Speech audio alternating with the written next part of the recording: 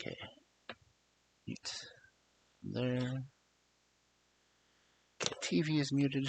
We are live-ish, I guess. I don't know. My sources are all wonky jawed. Because I am wonky at the best of times. Okay.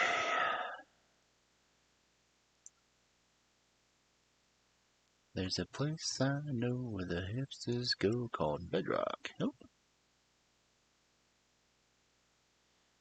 Twist. Okay. So I can see that I'm live on Twitch. That's fine and dandy. I guess I will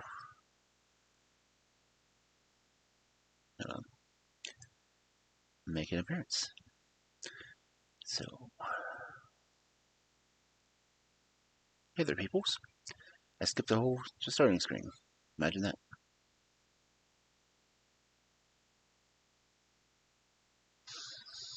Okay. I am going to try to play a game.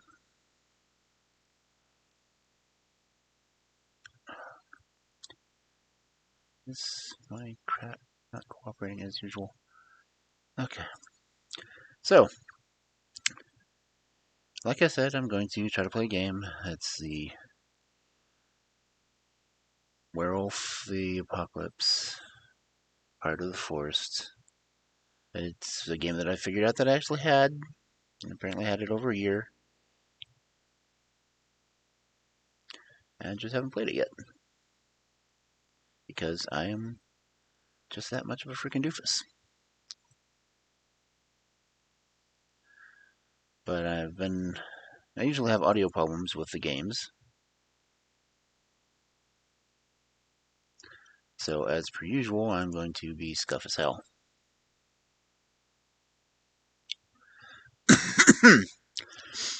But let me go ahead and go to my game screen so I can get stuff hopefully tested and running and all that wonderful nonsensical stuff. So yeah, I have their music turned off because YouTube is a bitch about copyright music and whatnot. And I have to pretty much get off my OSB window so I can play because I'm playing remotely. So I'm going to have trouble reading chat. I'm trying to get my tablet up so I can read it, but my tablet's being a nuisance as well. So if I don't respond right away, you know why.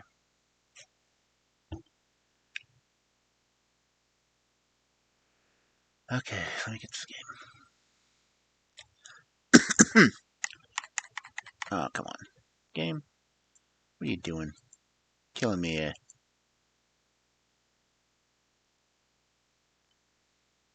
Get back up there. Hello? Okay. Gotta get it.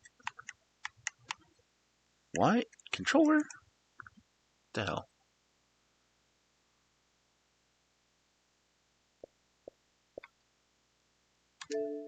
With that controller. Oh, there we go. Acknowledge the controller.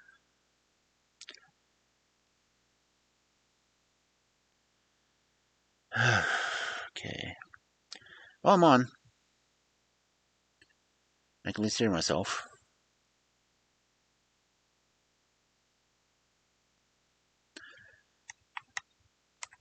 Problem is, I can't use my controller unless I have the game window open.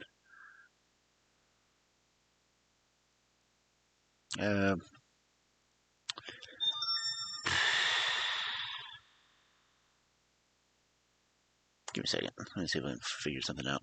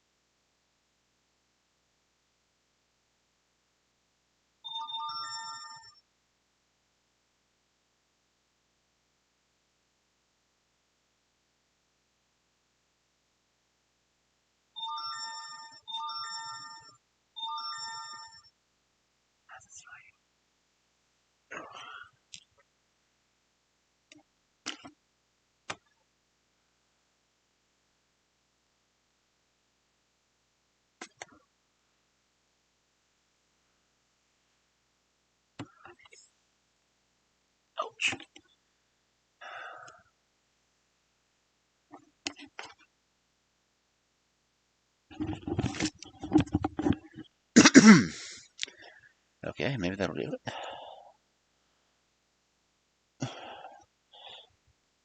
Oh. Okay. I gotta bring up my stream tablet.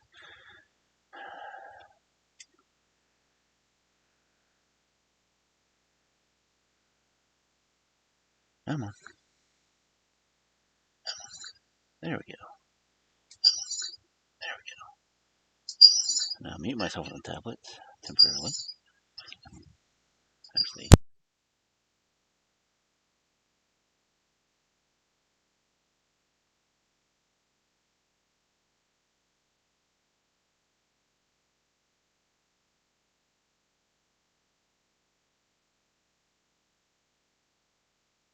Welcome to Werewolf, Rare and Magical Books. We suggest not going to the occult section unless you've been properly warded first.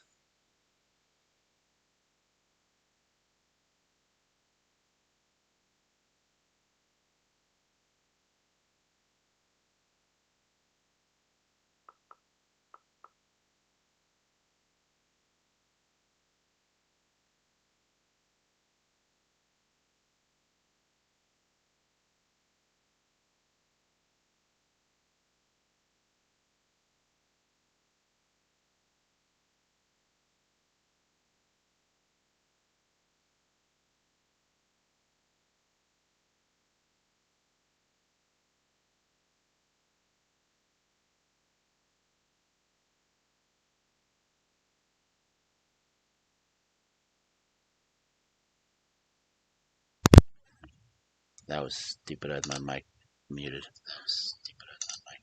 But yeah, thanks everyone for coming in. Trying to do sound checks to make sure that everything's working right. And of course, my remote system is difficult at best. But will I hear the audio? It's so long since I've even played the demo for this game, I don't remember what its audio is like.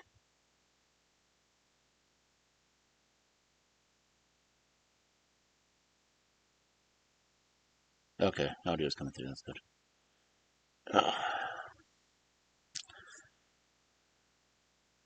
So, start the chapter.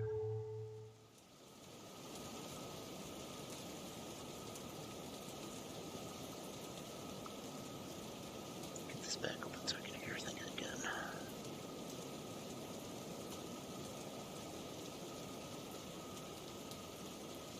You know, I can't hear myself speak.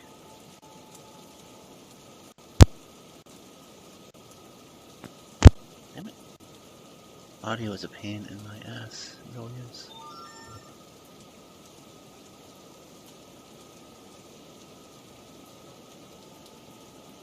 Okay, you can hear the game. At least it says the game audio is coming out. That's good. Oh.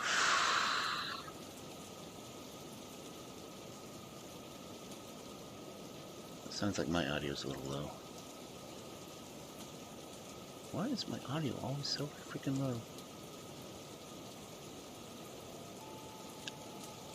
I've got it at 175%.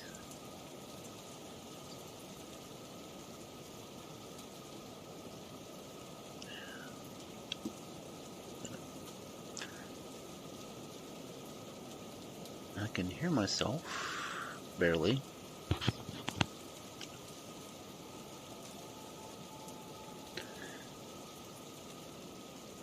I was just wanting to make sure I could hear the game audio, though.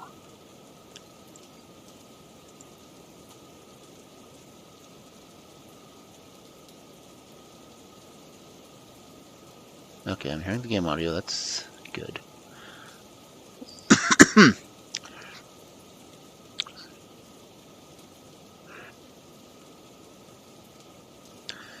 Okay, now I'll attempt to play the game. But anyway, this is almost the regular roleplay version of the game.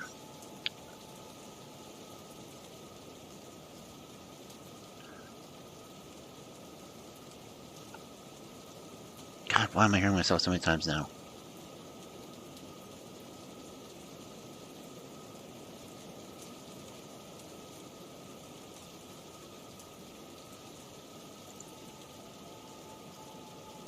I've only got myself open on one window. Why am I hearing so much?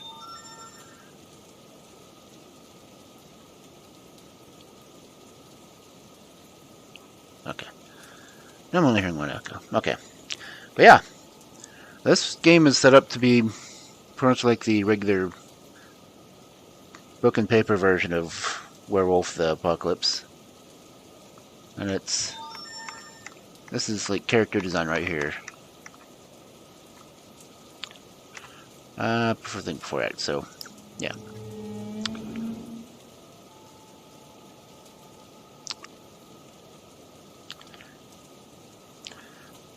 Let's see, so you're the observant and cunning type.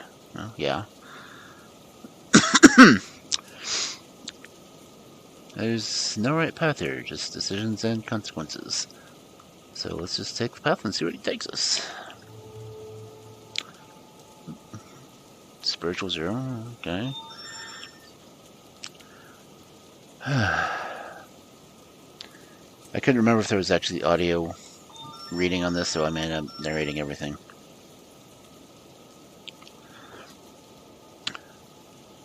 So I guess I will.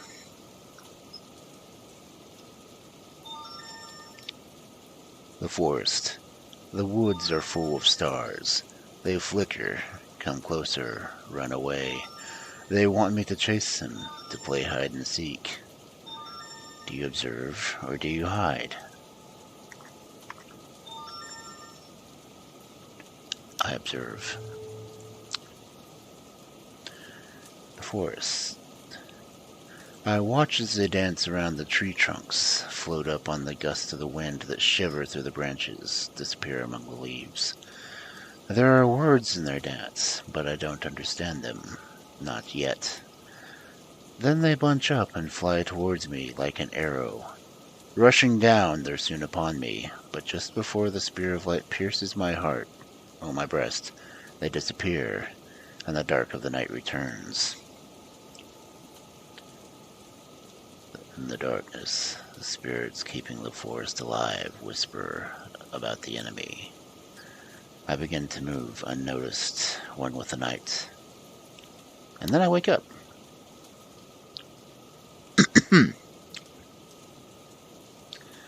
Cold and alone. Confused, I open my eyes. The forest around me is thick, dark, and reeks of decay to such an extent that it's hard to breathe. So, the smell fascinates me. I recognize this forest, or why am I here? I recognize this forest. I know this place. I've been dreaming about this forest since I was a child. The tree trunks, wrapped tightly in dark-leaved ivy, are covered in ripples of lichen where the vines haven't taken hold. The thorny, leafless bushes at their base are overrun with nettles. The fungi radiate with ghoulish, sickly green light. Dark, sponge-like mushrooms cling to the fallen trees. The options are: I try to breathe, I'm cold, or something is rotten.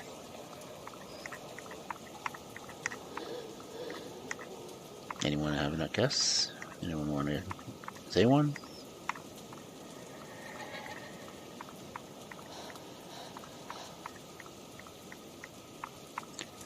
Anyone? Anyone?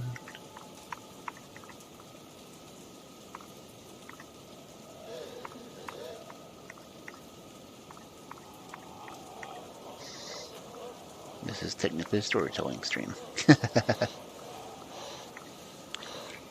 Do you try to breathe? Are you cold? Or is something rotten?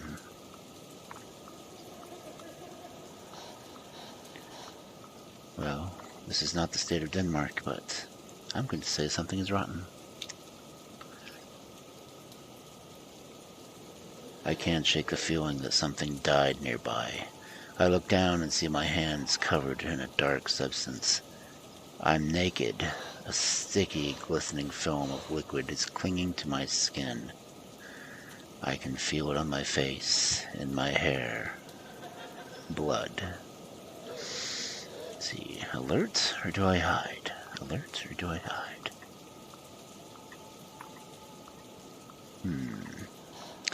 Well, I'm a wolf playing a werewolf game, so what do you think I'm going to choose?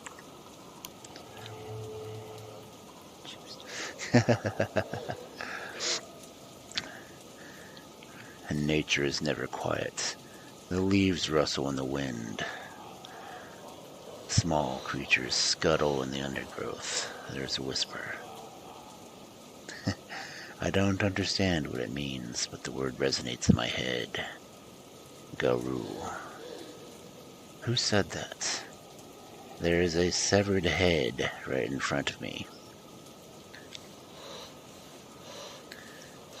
I try to save humans when I can. But humans don't exactly try to save me all that often. Because humans. Go figure. Anyway, some choices are hard to make, and they strain your willpower. So, do I wince and touch it, or am I going to be sick? Honestly, disembodied head doesn't really bother me all that much. I've dealt with them before.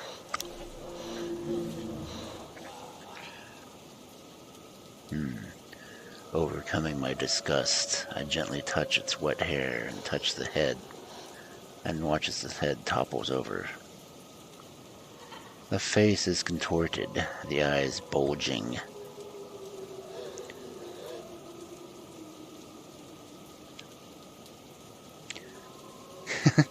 Hey, big tit nanner. I guess that's how you say it. Welcome to the bookstore.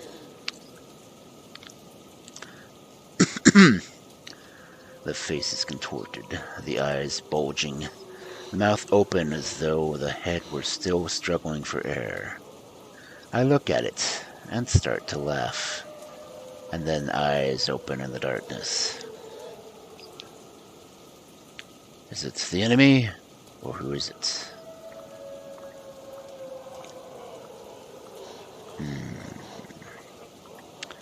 Let's see. I'm covered in blood. There's bodies all over the place. A disembodied head sticking up somewhere. I'm gonna say the enemy.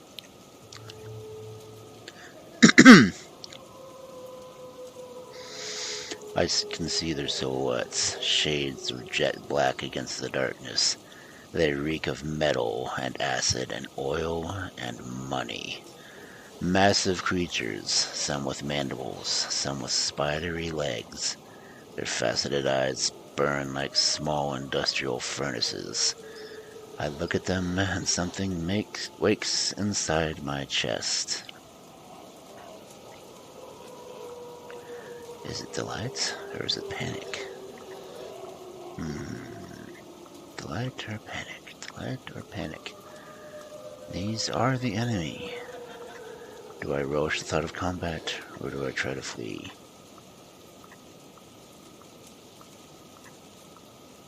That many worm? I'm gonna say panic.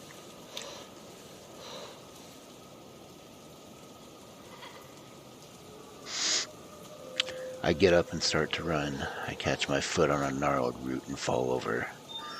The brambles reach out for me, wrapping their thorny limbs around my legs. I struggle and fall face first onto the ground. Moss covers my lips and pushes itself into my open mouth, choking me. In a moment of clarity, I almost understand what the forest wants from me. And then I wake up.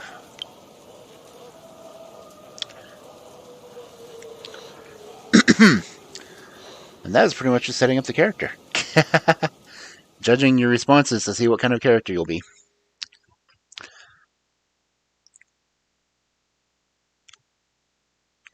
Start the chapter. Chapter 1. Waha. Okay, what are my stats? Where's that open? Get back up there. Get off. There we go. No. Okay. There we go. So, rage, I only have 1 point. Willpower, I have 1. Health, I have 3. So it does play like the game, as far as dots and points go. So. Dreams. Maya! Maya! Maya, wake up! I opened my eyes. My neck was stiff. I stretched lazily as I assessed where I was out of the corner of my eye. It wasn't in the forest anymore. I was in a bus. The sun streaming through the windows was making it hard to see. The girl next to me was touching my shoulder, disturbed. Do I comfort her, or do I laugh it off? I'm the kind of person that'll comfort her. It's alright, I squeezed her hand to comfort her. She looked at me, concerned. You had a bad dream.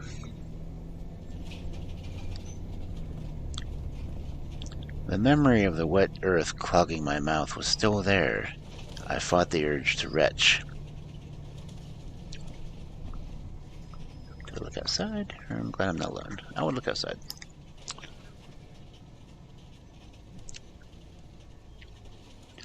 I looked outside. Trees were pushing up against the narrow road through boughs tangled, their trunks carpeted with moss. It was the forest from my dreams. We're almost there, said the girl next to me. Her name was Anya. We'd met a couple of weeks earlier and at the orientation day. She was from Norway, a tall, broad-shouldered, calm person who wore her long hair in braids. Somehow I'd managed to talk her into this crazy field trip in the land of my ancestors. Why are we there? We were there to study medicine, and she's friendly, and she seems excited. Yeah, she seems excited.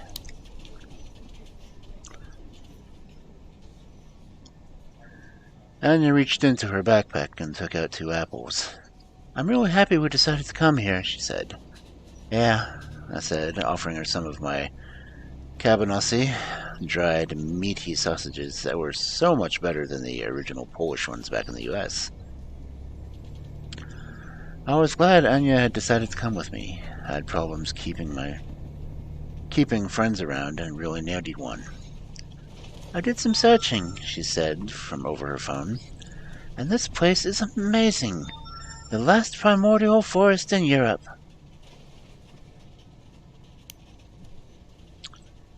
That ringing sound is my other tablet that's still dealing with announcements that it's getting when I turned it on. Anyway, our summer language course was starting in a few weeks, and I had managed to talk Anya into skipping one of the tours of concentration camps and old churches, and visiting Białowieża National Park with me instead. So far it's beautiful, she said, her eyes smiling. But why are we here again? Good question. Why were we there? There being Białowieża, a small village in northeast Poland near the border of Belarus. It was famous for its national park, the very last European bison, and, according to a quick web search, occasional tensions between far-right troublemakers and the local Belarusian community. The most honest answer would have been because I've been dreaming about the forest in Białowieża since I can remember. But people didn't understand when I said things like that. I looked in her eyes. See, I kept it simple so I wouldn't freak her out. I told her as much as I could, or I told her everything. I see that told her everything will do something to the willpower.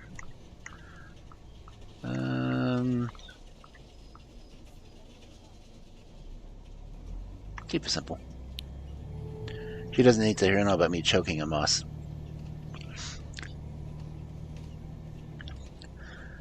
I looked in her eyes. I'm looking for my roots. I kept it simple so I wouldn't freak her out. What I didn't tell her was even more important. I knew my family was from there.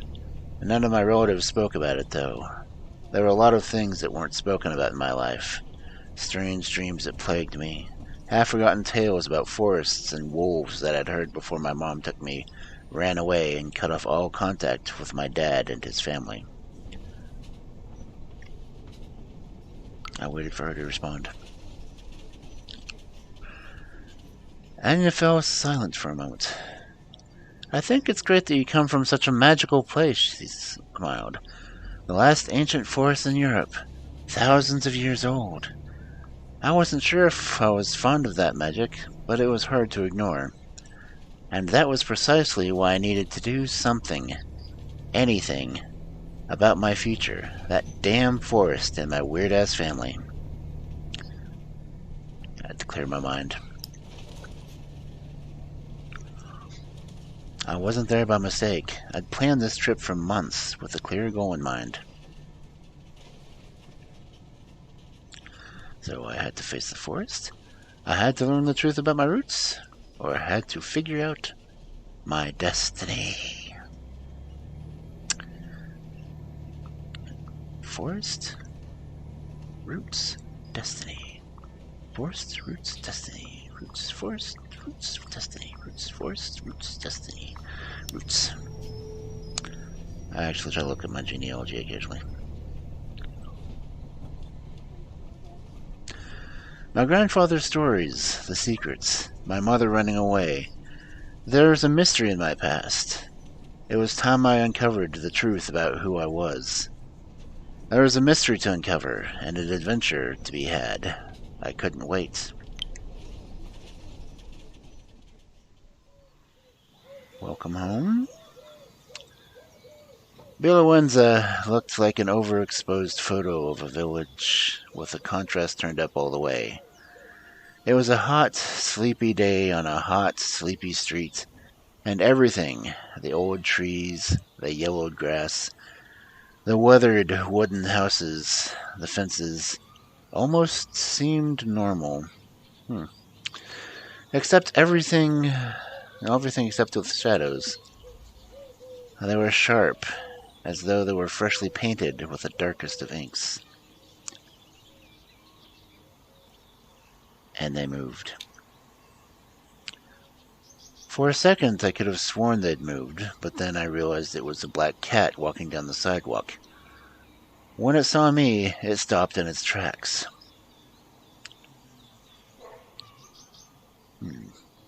I decided to ignore it. I watched it with suspicion. Oh, hell, I'd try to pet it.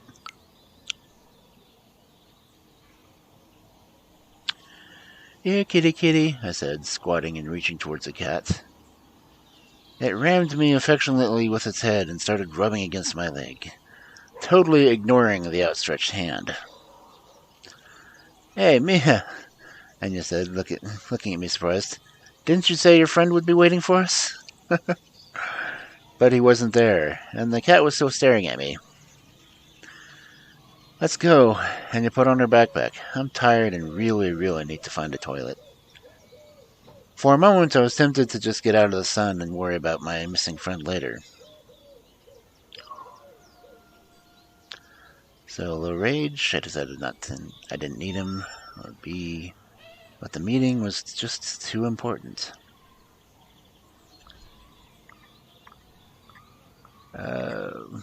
New area, you're gonna have to meet the friend.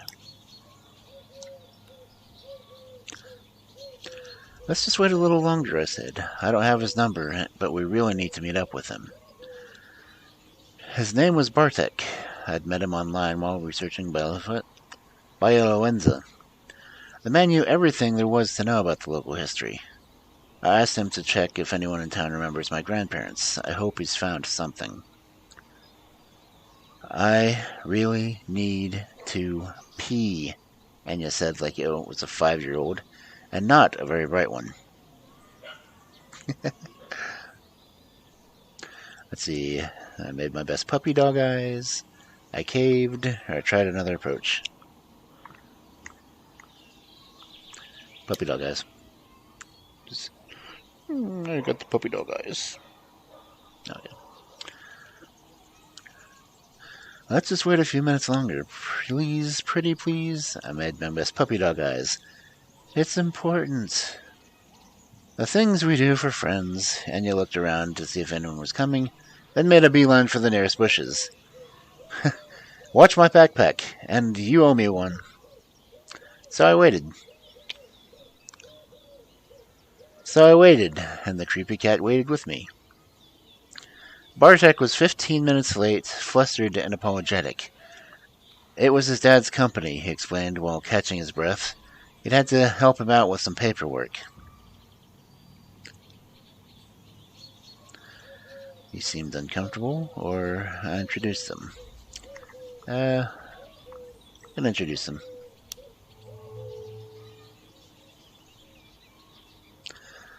Anya, this is Bartek. I made introductions. Bartek, this is Anya. It's a pleasure to meet you both. Bartek flashed his teeth. I'm sorry I'm late. My dad always needs help with his business and doesn't take no for an answer.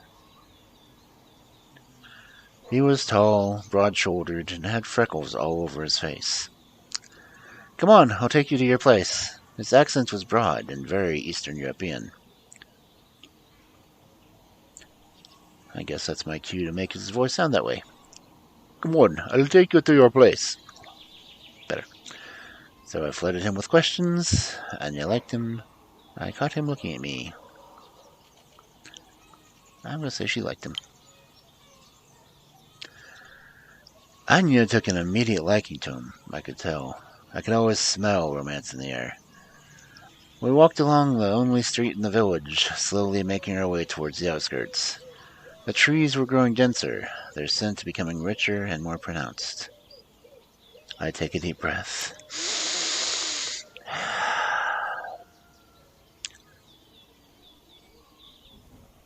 So, did you manage to trace the name I gave you? I asked.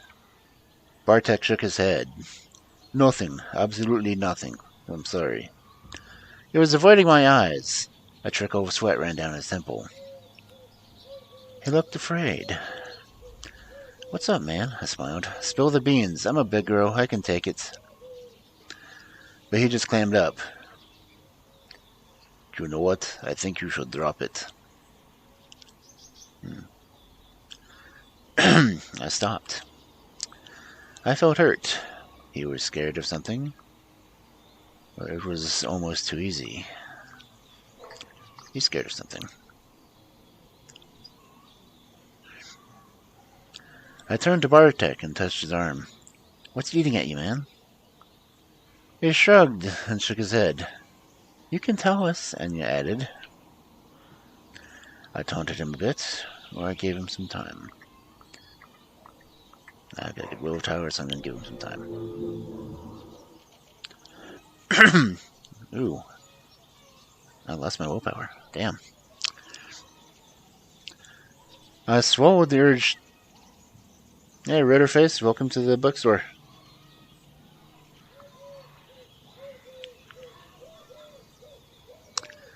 I swallowed the urge to shake him out of it and just waited.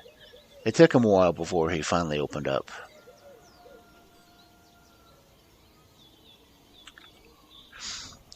Let's see. Game information. The game tracks your decisions on how Maya approaches problems. They will accumulate and gradually reveal what kind of person she is deep in her own heart. Basically, who I am, because I'm the one playing. Her story changes to reflect Maya's personality. Your willpower drops to 0. When you lose all your health or willpower, you become impaired. This will make physical tasks, if you have 0 health, or social or mental tasks, if you have 0 willpower, harder and sometimes impossible. So I have no willpower right now. Damn. Well, he brushed his forehead with the back of his hand. I did ask. I started with the old people here. I told them that their friend from the States was looking for her roots and wanted to know about the place her family came from. You know the drill. At first, people were very, receptive. I waited for the other shoe to drop. And then I mentioned her name. He shook his head. I don't want to lose my temper because I don't want to gain rage. I gain rage, I get wolfy. I'm going to continue. Bartek, no dramatic pauses, please, I urged him. The tension is killing me. One of the old men here told me to go to hell. The other spat on the ground, and his wife crossed herself. For a moment he looked younger and smaller. And then my own grandmother told me to stop asking. She said something else as well. I tensed up. What? I asked. She told me to pray for you. Suddenly, the sweet, golden afternoon wasn't so sweet and golden anymore. Who was I? I felt shivers run down my spine, and I laughed. Okay. I'm curious now, who the hell was I? I looked at Bartek, and I saw that the stories he'd heard had clearly strained something between us. He was afraid of me. Who was I? We walked in silence, but my mind was in overdrive. People didn't want to talk, and that could only mean one thing. I was on the right track. Get that willpower back. Hint. People are scared of my family. Condition healthy. Progressed goal mystery. Yes. My pulse quickened and I tensed up like a hound that smelled blood. I was on the right track. Every time you learn to do something significant that brings you closer to the goal, you regain willpower. Good.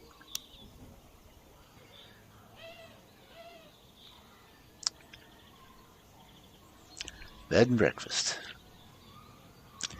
Belawenza had few hotels and hostels, but the preferred form of accommodations was bed and breakfast. That's where we stayed. I found one that was nice, clean, and had good reviews. We got a room on the second floor with a huge window and a great view of the forest. We dropped off our stuff and soon we were ready to go and head out again. The day was hot, and we were young and restless. Will you show us around? Anya asked Bartek. Sure. What do you wish to see? Before you go, check out your character sheet and journal. Press Y and X respectively to open. You can find a lot of useful information about Maya, her background, personality, goals, and so on there. You can also check who your friends and who your enemies are. Yeah, well, let's do that real quick. This is Y. Character sheet. Okay. And this is who we are. We're Maya Bordish. Ooh, Bordich. Why does that name sound familiar? She is spiritual. A little inspiring. Not brave yet. Let's see. Healthy. Is there to learn the mystery of the history of the family. And must regain willpower. And you, people are scared of the family. They didn't want to hear the name. Anya's friendly, Bartek's friendly, family, it's complicated. Okay. And X is journal.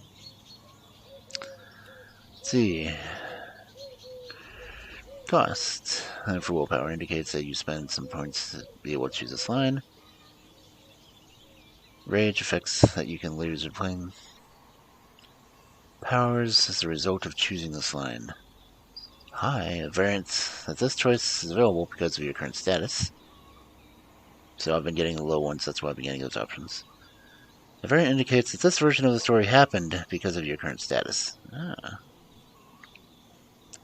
Health is your life force. If you are impaired, if it goes down to hard physical actions. Okay. Rage describes your supernatural anger. Be careful when you rage. High rage allows Maya to overcome many obstacles, but also makes her aggressive and hard to control. Willpower is a pool of points that you can spend to perform actions that are difficult for Maya. Particularly, willpower can be used to prevent the effects of high rage.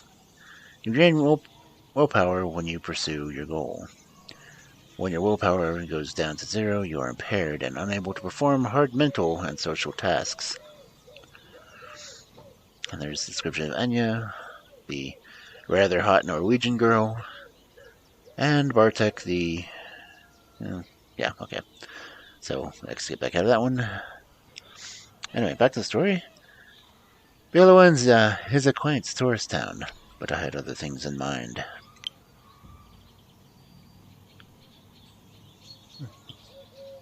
This is a lot more than I got in the demo, so this is new territory for me. The lay of the land. I had a clear goal in mind. My family was entangled with this town and the forest. I had to uncover my roots. So I can either go to the forest or check out the town. Forest, town, forest, town, forest, town, forest, town. Let's go ahead and do the town a little bit longer. That's what Bartek looks like? Nope. Achievement unlocked. I'm a tourist.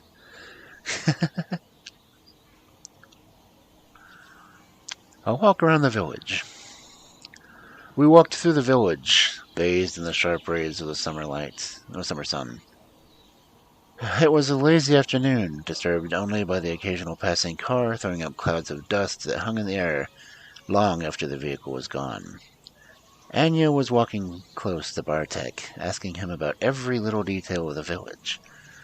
People were relaxing or working in the yards, dogs were barking, and every cat we passed froze to look at me. That's fairly common for me. Low willpower, okay. Well, low rage. People seemed quite friendly, though. Some of them smiled at us as we passed by, and every once in a while we stopped for some small talk for the people who knew Bartek. Let's see, I expected a few stares. Cats behaved strangely. Oh, it was just a tourist village. Kitty cats. What's with the cats? I asked as we passed the tabby who stopped in the middle of the sidewalk to meow at us. Well, I don't know. They're cats. Maybe they want to make up for the villagers' manners. Bartek shrugged. You know, some people are wary of newcomers. Xenophobic jerks. I was curious why. Or, yeah, tourists can be assholes.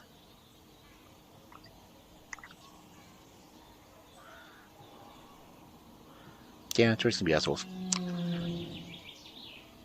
I'm slightly less ragey. Cool. I understand, I said. Tourists can be assholes. Yeah, but there's not only tourists here. Bartek scratched his neck, embarrassed on the topic. There's a small conflict around the forest, you know, and it's attracting some weird people. Activists, reporters, bored rich kids. He said as though his dad didn't own multiple businesses. People like that, and they're getting on the locals' nerves. Let's see, I noticed Anna frowning, or fair enough. Yeah, we noticed Anna. Anna looked skeptical. I looked up the conflict online, she said, and it didn't look so small. It looked pretty important, actually. For a moment, Bartek looked like he was lost for words. Well, you're not one of those crazies, and you're, like, almost local. He smiled. So what would you like to see in the village of your ancestors? He spread his arms as if to show me all the splendor the village had to offer. What do you suggest? Oh, now I get to move around the village. The village. Cats were watching my every move as we walked along the empty streets.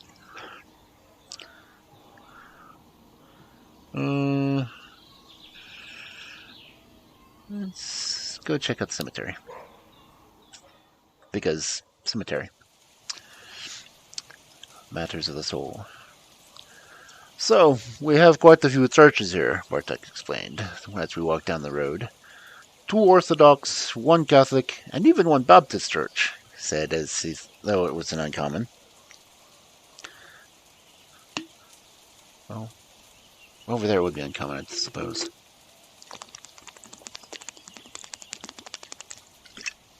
I mean, this is Eastern Europe, so I can't imagine a lot of Baptist church being there. Anyway, So I asked about it. Was there a synagogue? And it seemed like a lot of churches.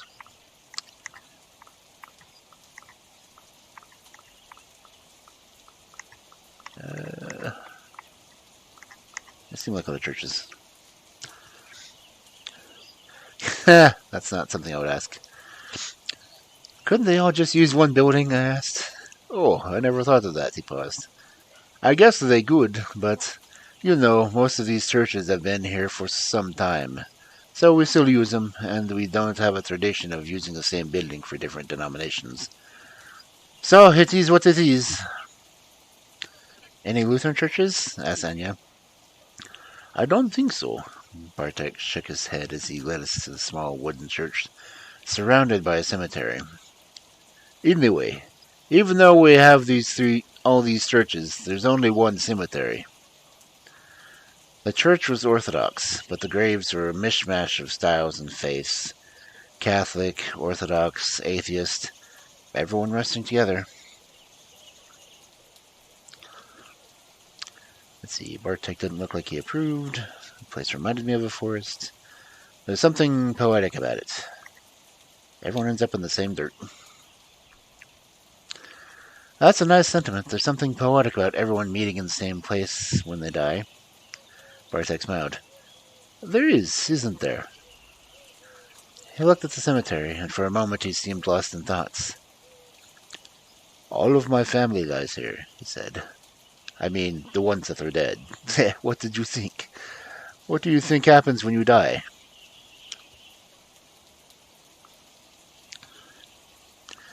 I hoped something fair. He left an echo, and I didn't know. Honestly, you leave an echo.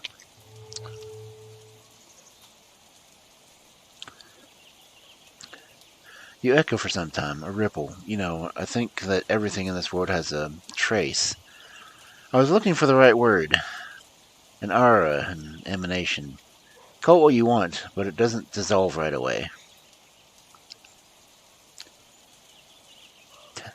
Bartek seemed unsure. Is that like a new age thing? He looked over the cemetery fence. Well, anyway, this is it. The spiritual heart of Alawenzia. We can go see something else if you like. So that's where we stood. I wanted to go in, and he was clearly scared to let me enter the cemetery. Who is he kidding? I'm gonna just go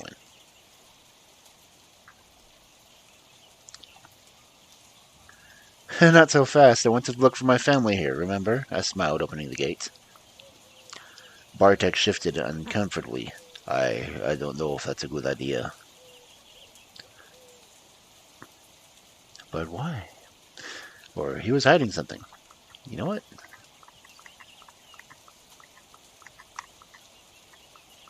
He's hiding something. You found it, my family's grave. Maybe. So what are we waiting for? Anya smiled at him. He mumbled something and led us through the labyrinth of graves to the far end of the cemetery. We continued.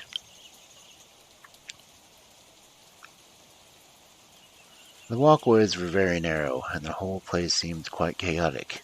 Catholic crosses, Orthodox crosses, no crosses at all.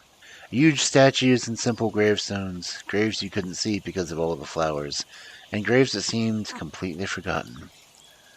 And then I saw the woman, a tall, broad-shouldered, and long-legged, with gray dreadlocks pinned to the crown of her head. She must have been in her late 40s or early 50s. Excuse me? She was marching through the walkways with a fury in her eyes. Bartek quickly stepped between the graves to get out of her way. I walked on, ignoring her. I did the same, or I didn't move. Yeah, I'd probably just get out of her path. I followed his lead. I think the woman didn't even notice us, lost in thoughts and anger. Bartek looked at her with a mixture of fear and disdain. She was disturbing. I asked Bartek about her. Laura shrugged and went on. Bartek knows her, so ask. Olga. Who was that?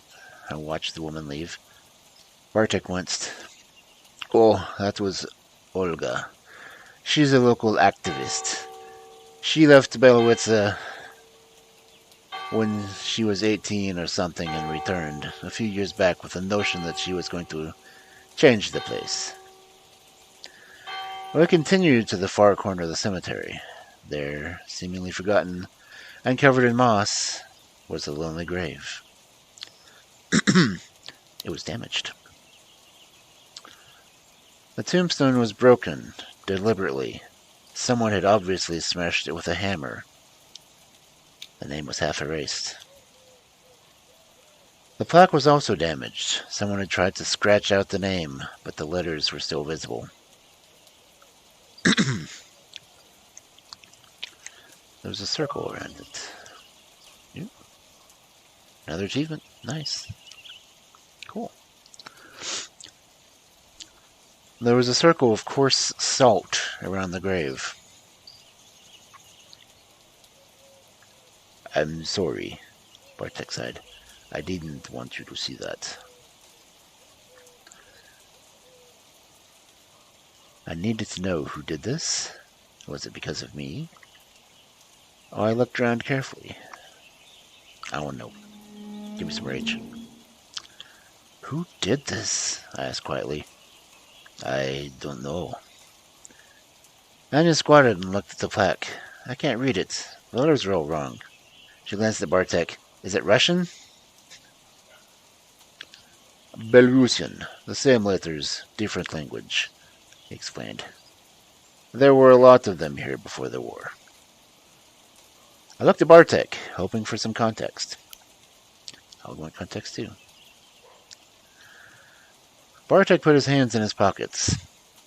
So, you don't know anything about Radad's side of the family? He asked me cautiously.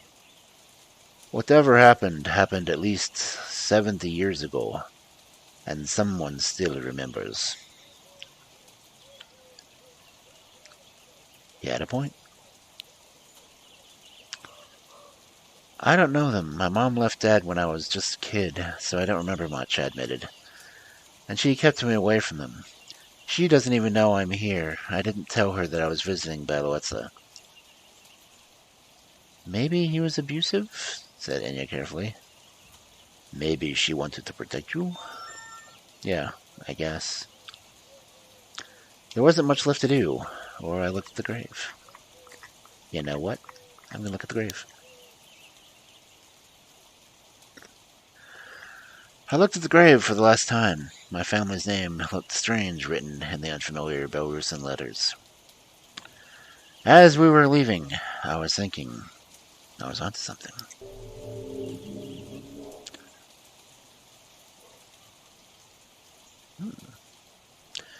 There was something unnatural about my family, and me coming to Belowice had stirred some old demons. I just had to find out what my ancestors were doing here and who they were. Journal check. Let's see. Introduce Olga.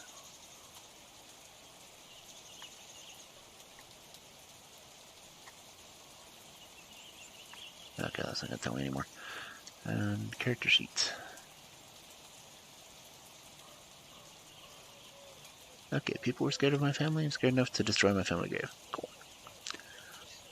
With that thought, I left the cemetery.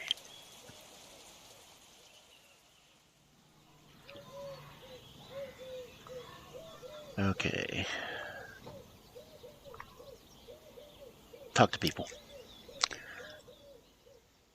A bird of many colors. This is such a nice village, exclaimed Anya as we walked along the quiet street. Nothing moved. The heat was stifling. I was bored. The village was really quaint, but I enjoyed the walk. Seems like a quaint village.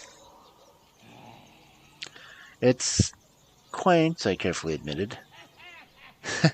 Is that the nice way of saying it's a shithole? Bartek made a disgusted face, and we burst out laughing.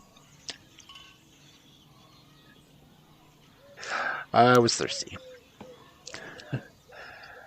Let's get something to drink, I proposed. I'm parched. The local store was a large mini-mart, with all kinds of goods, from beer and vegetables to notebooks and pens. There was a bench near the entrance, and on it were a few local drunks. They looked colorful, so I waved to them as we passed. One of them wolf whistled, and Bartek winced.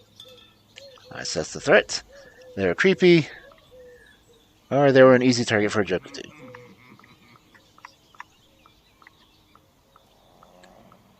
Are they a threat? They're kind of creepy because they're local drunks. Yeah, creepy. Ooh, spiritual. I didn't like the vibe they were giving off. Their eyes were too sunken, their movements too jerky, and strangely coordinated, and they reeked of sweat, wet cellar, and something rotten. Who are they? I whispered to Bartek. Just local drunks, he shrugged.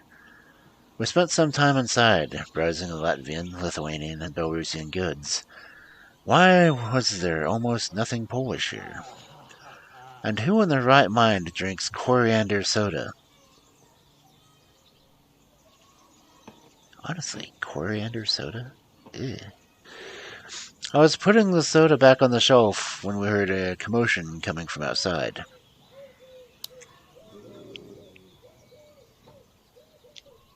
Some slurs, some curses, and a clear, mocking plight. I'm so sorry, darlings. I don't understand. Do you like my skirt? Oh, fuck, Bartek murmured under his breath. I looked outside, or I tried to stay out of it. No, I'm looking outside. I looked outside, and there was someone standing next to the drunkard's bench. They were definitely not local. Don't know who they are, but we'll find out. The person was old. Not helpless granny old, but old, with deep wrinkles and a narrow mouth. They had the unisex grace of a tired, heroin-preserved rock man. Their shoulder-length, disheveled hair completed the look.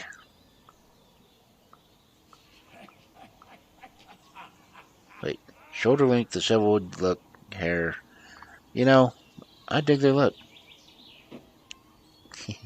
Can't imagine why.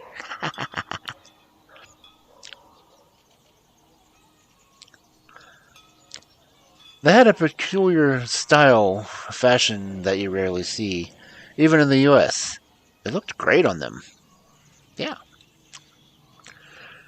They had a clean shave and eyes highlighted with eyeliner. Their nails were painted in bright blue. They wore heavy army boots and an outrageously red skirt, a tank top, and lots of leather jewelry. On their bag, there was pins. Lots of pins. All kinds of LGBTQA flags, anarchist and pacifist symbols. And I think some German band stripes. Mom would have told me to stay out of it, or I approached the foreigner. You know what? I'm approaching. Her name is Kim, apparently. I smiled and, ignoring the man, approached the foreigner. Hi, I'm Maya. Just got here, I said. Looked at me with a serene smile. Nice to meet you, Maya, they said in an unmistakable German accent.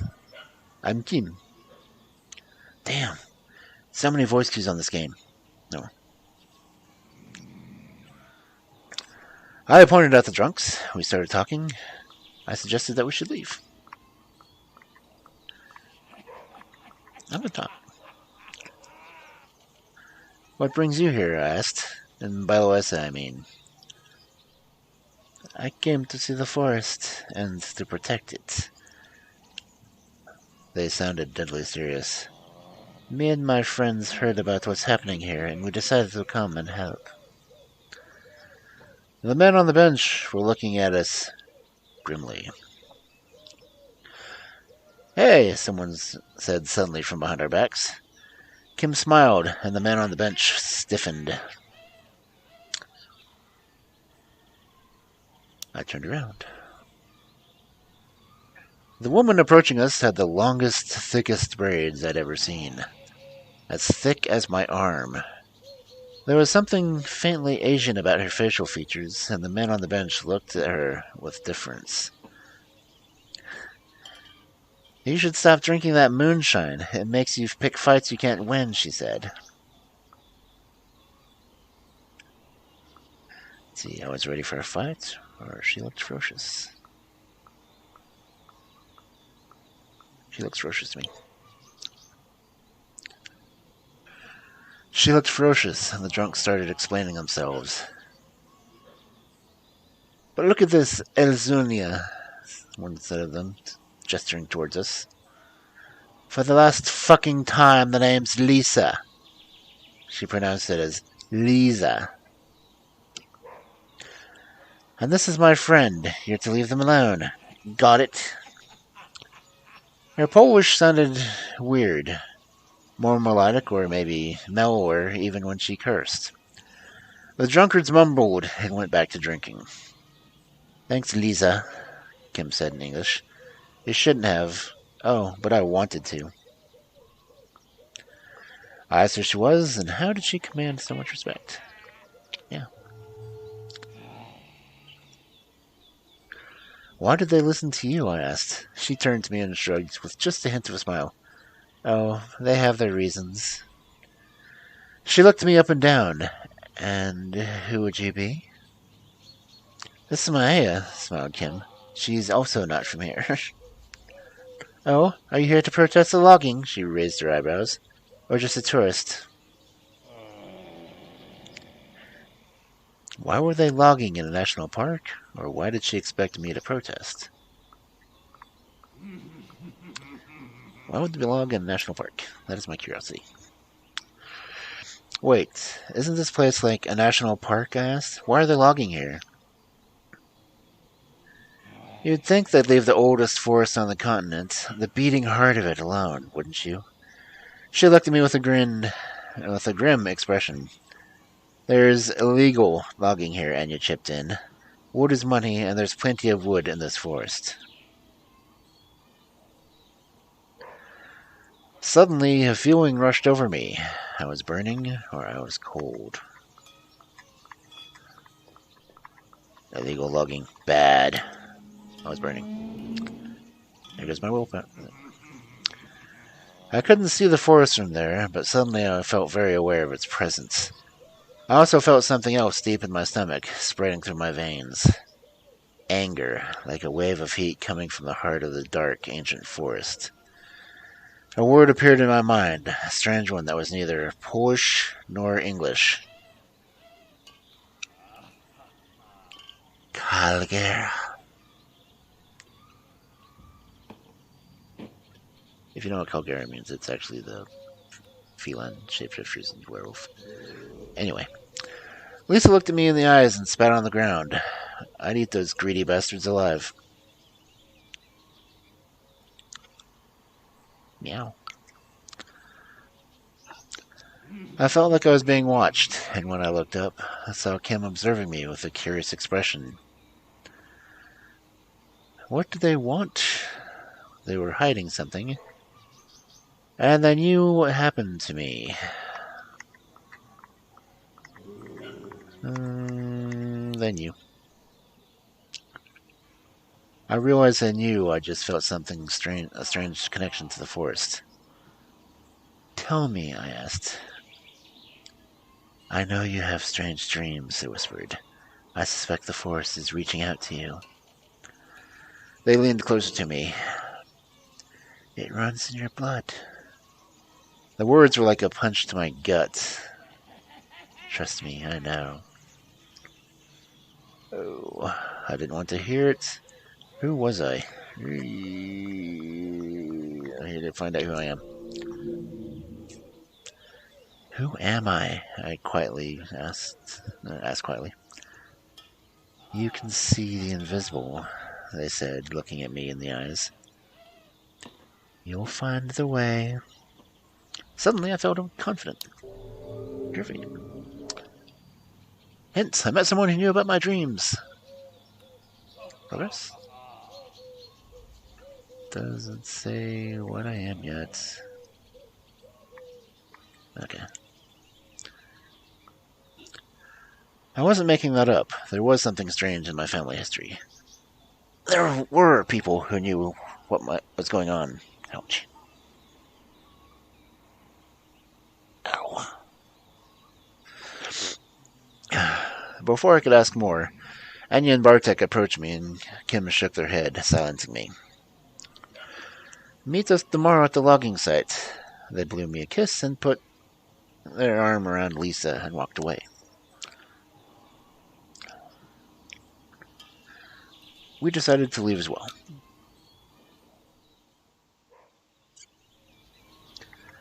That leaves one option. Dreams.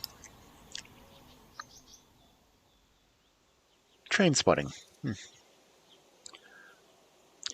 Bartek wants to show you the most picturesque spot in the area, said Anya. Maybe that's not the right word, he said, frowning.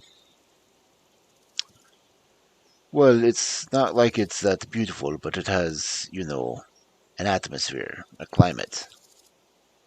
Does he mean cool, or is it ambience? Probably ambience. Ambience? Anya said it to me the same time as I. We laughed. Ambience! Bartek smiled, visibly relieved. I meant ambience. We ended up looking at some abandoned tracks.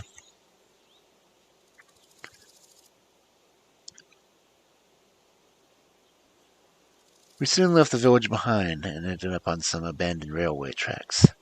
So this is where the magic happens, I grinned, pointing at the empty bottles and the used condoms strewn along the tracks. Jeez. But with the slow, winding river a stone's throw away and the long, drooping branches of the old trees shading the unused railway, that place really was picturesque. The bees buzzed around us, the birds sang like there was no tomorrow, and the fragrance of herbs hung thick in the air. My head was spinning. Oh no, this might be a song cue. I remember a song. Why was the track abandoned? And it all felt unreal.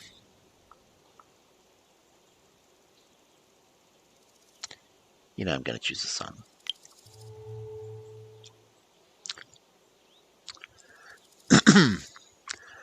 As we were walking and enjoyed the sun, a half-forgotten song came back to me. I must have heard it as a child, and it struck me with it. I didn't understand the words, but the melody seemed fitting for the occasion. I started humming it, or I tried to remember the words. I want the words. Okay. I reached deep in my memory and found the words.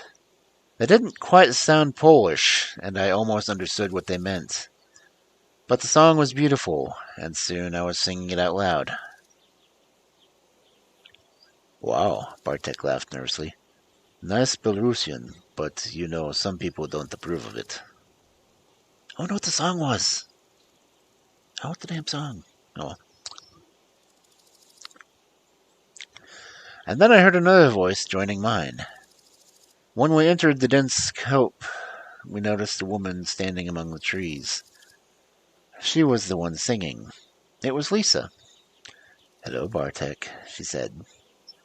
How did she get here? I imagine she walked. How did you get here so fast? I couldn't help but ask. There are shortcuts. She didn't elaborate. Hello, Elizabeta Danilovna, answered Bartek. I could hear something in his voice. Was it fear, respect, anger? I couldn't place it. She smiled. Do you mind if I join you? She asked.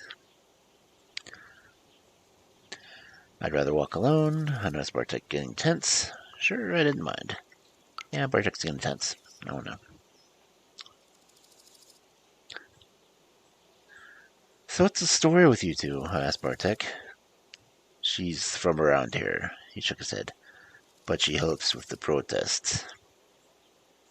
You know, Lisa turned to me, the protests against the logging that his father so eagerly promotes. Bartek winced. I snapped, I guess. Sorry, shouldn't we coexist with the forest? That means taking what we need to survive, just as everything else does. 6,000 trucks of wood isn't taking what you need, kid.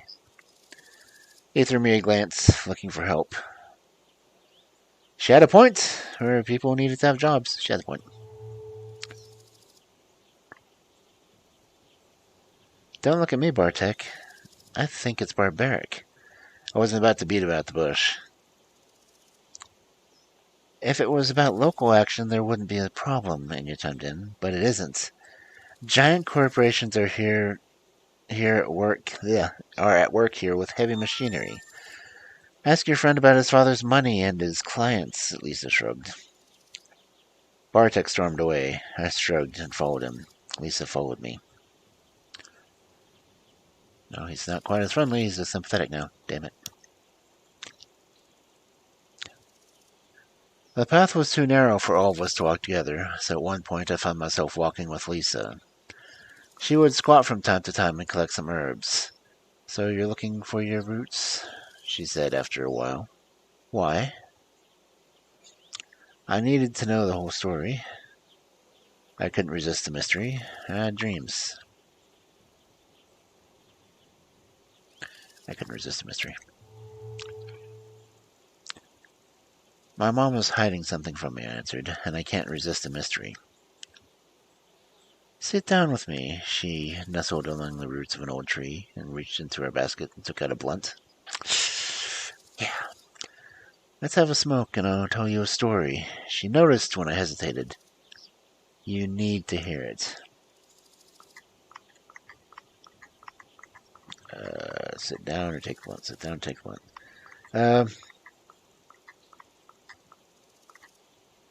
I'm just going to sit down.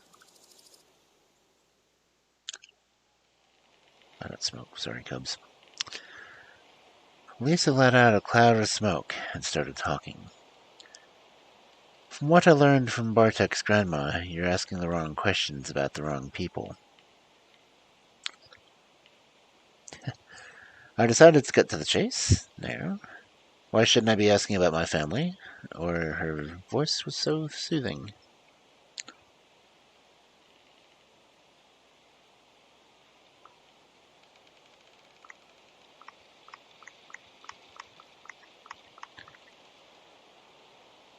She's high. Well, getting high. Her voice would be soothing. But I don't want to be rageful. I'm not raging. Why shouldn't I ask?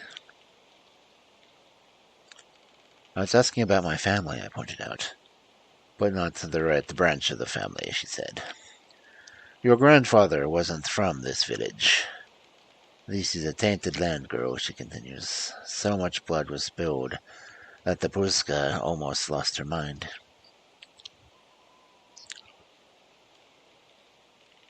Puzakska? Don't know how to pronounce that. Any Belarusians out there?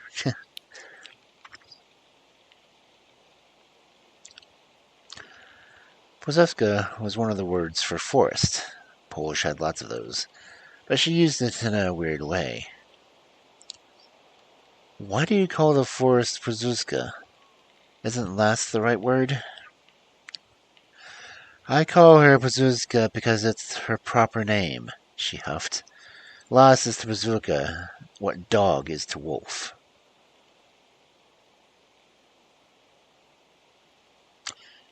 Remember that. Domesticated, enslaved, and used. Puzuzka is the primal forest, one untouched by humans, primal, strong, and feared. There was admiration in her voice, and I realized that the words sounded like the rustle of leaves, like the wind. Pushcha. Oh, that's how you're supposed to say it.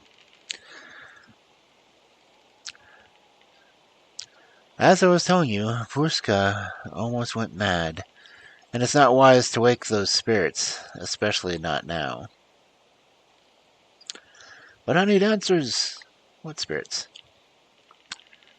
I wasn't afraid to stir up memories. I want to know about the spirits, but that's me. Anyone else? No one's answering? Fine. Spirits. You mean the dead? I asked.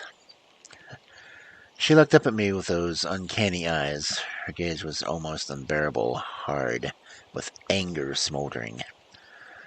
Somewhere deep within it, ready to jump at my throat. And then, suddenly, something changed. Lisa sighed heavily. You have no idea, do you?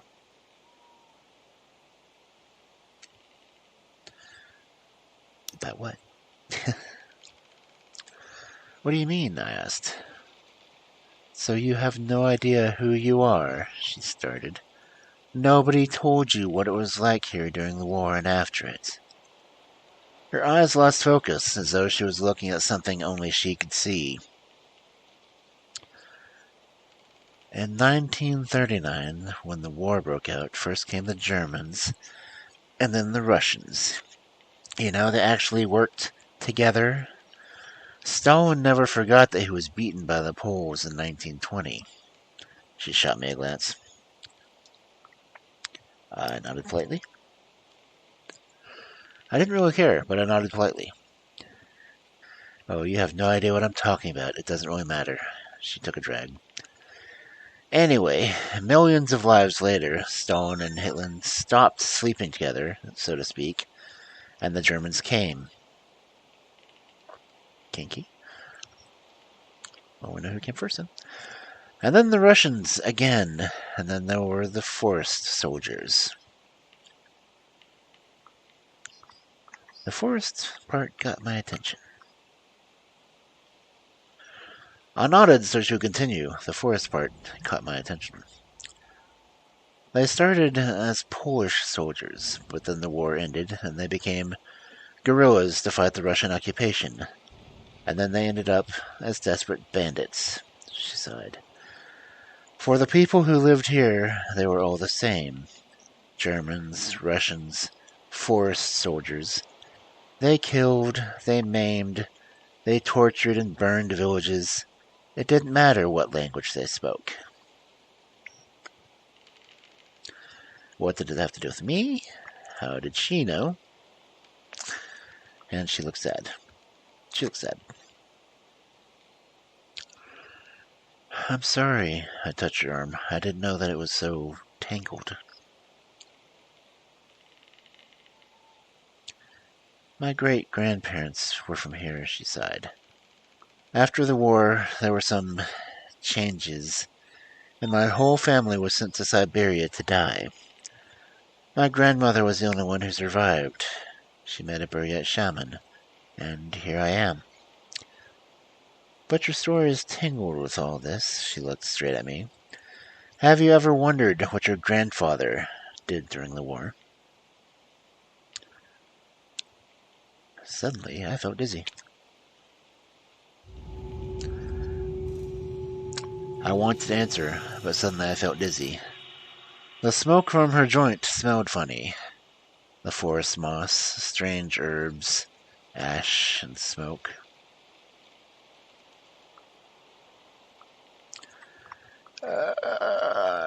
Try to stay focused, damn it.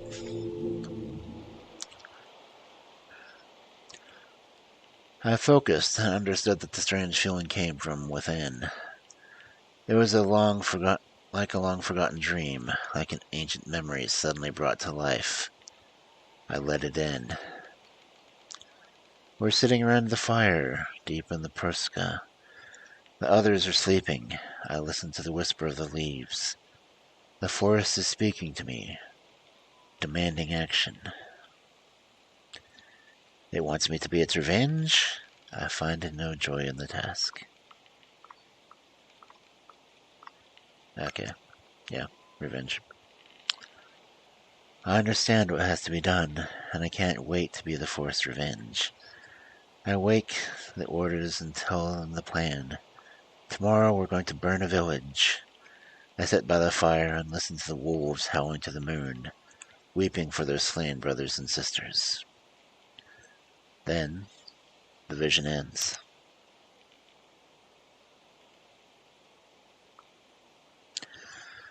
When I came to my senses, Lisa was still looking at me. I got defensive. I ran it over my head. It was a lot to take in.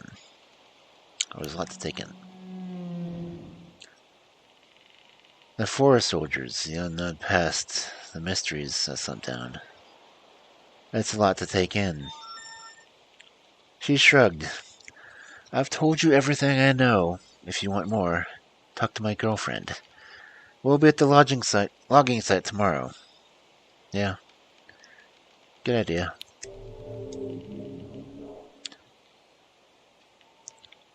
Goal. I will, I said. Now I finally knew who and what to ask. There you are, Bartek waved to me. I thought I'd lost you. What's the journal say? I'm still healthy. My grandfather was a forest soldier. I'm afraid what did was terrible at the time. How did the stranger know about my dreams family? I said my goodbye to Lisa, and we went back. Okay. Bison statues were watching me with their creepy painted eyes as though they knew me. And let's go back and call it a day.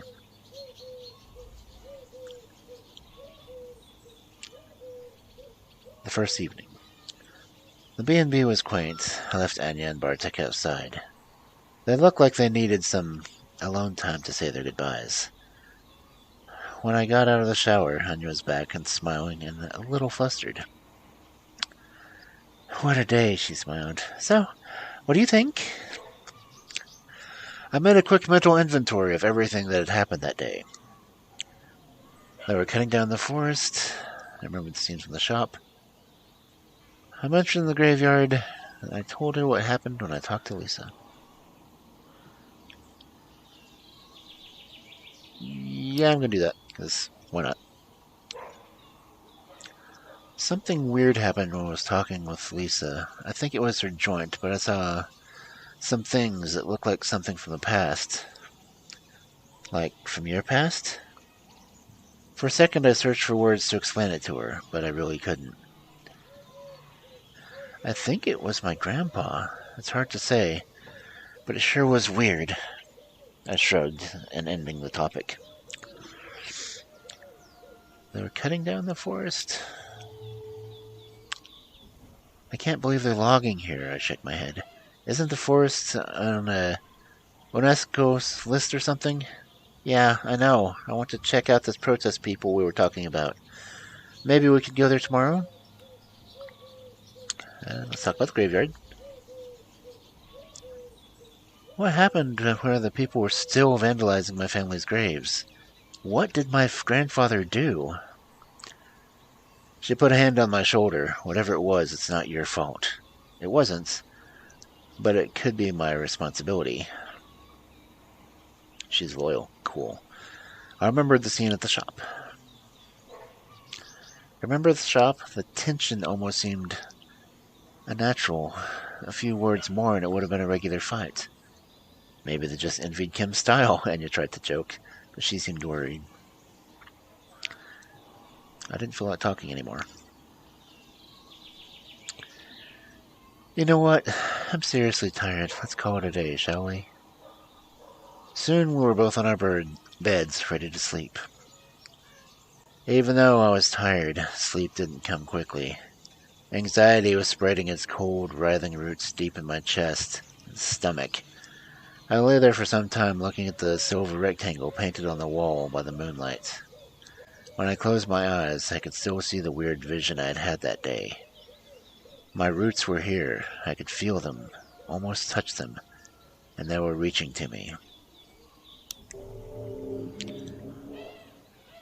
Woohoo! I felt that the answers I was looking for were within my reach. I just had to go and see the logging protest, meet the right people, and make them talk. After a long while, these thoughts became blurry, and they slowly started to turn into pictures, sounds, and colors, and I drifted off. Nice.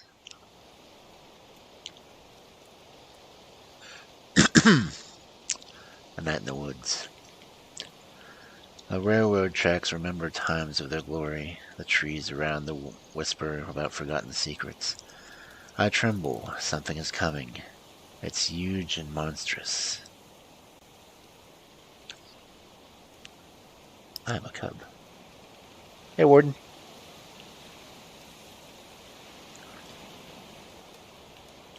I'm a wolf cub like the ones my grandfather told me about. I will grow and my fangs will become sharper. I will taste blood. Yeah, this is the Werewolf, the apocalypse game, Night in the Forest.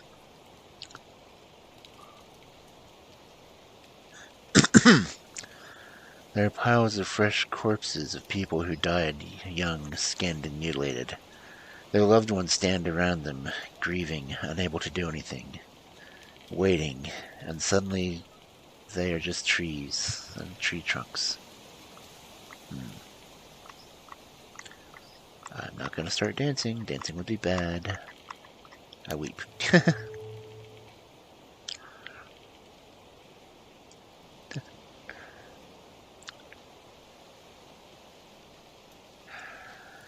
I weep, and the other voices join me, terrified and hollow.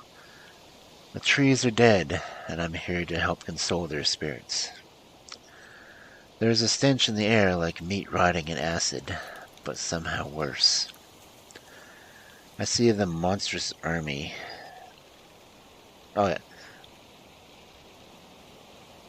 Yeah, that's one of the things I've been liking about this one. Since it doesn't have its own voices, I'm trying to do them all.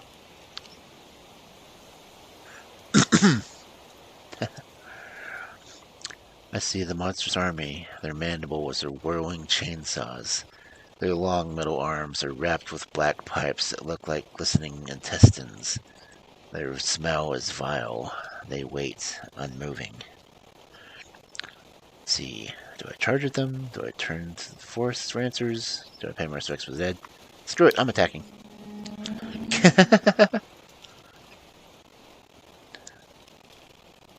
I try to breathe through my mouth as I run towards the machines. I hit and kick them blindly, screaming at the top of my lungs, and in my own screams I hear strange whispers. They tell me to look to the sky. There, between the stars, two shapes circle each other. An old, sad wolf with gray hair and a white weasel. They keep their eyes on me, one another as they continue their dance, suspicious, but not hostile. We need to fight the enemy, the awful rotting stench, I know that much.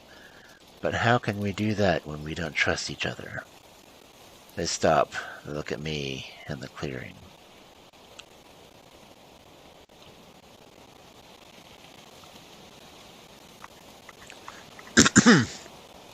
Give them my blessing. I spill my blood and bless them with the words that I do not recognize, but that I understand. They come down to me, their voices full of the Pruska. Welcome back. You've been away for a long time. I wake up.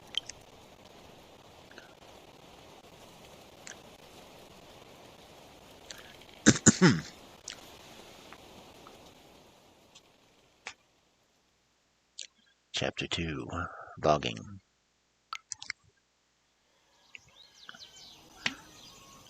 Get a drink.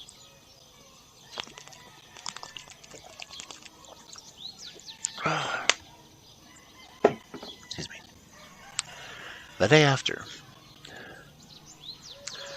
The next morning was full of sunshine and bird song. I could smell the heat of the afternoon building. Those long, honey-like hours in late June when the earth isn't tired of its own warmth yet, but it was crisp and pleasant now. I got up. I sat on my bed for a moment, letting my feet dangle from it. I wasn't sure how I felt. The weight of the previous day had coiled up somewhere in my chest, and it felt like a tiny merry-go-round, gaining speed. And then there was the dream. Oh. Then I remembered the dream, the clearing, the animals in the night sky, waiting for me. I took a shower, ate something without really paying attention, and went out. Anya joined me. Summer morning. Let's see.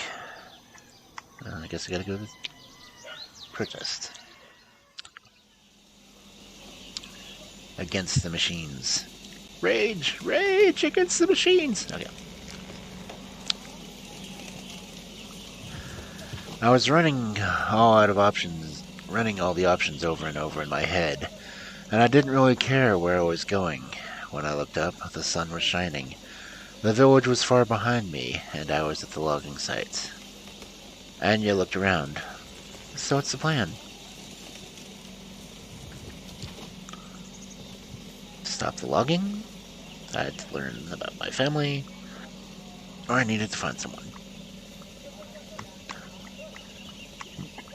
I went there to find someone.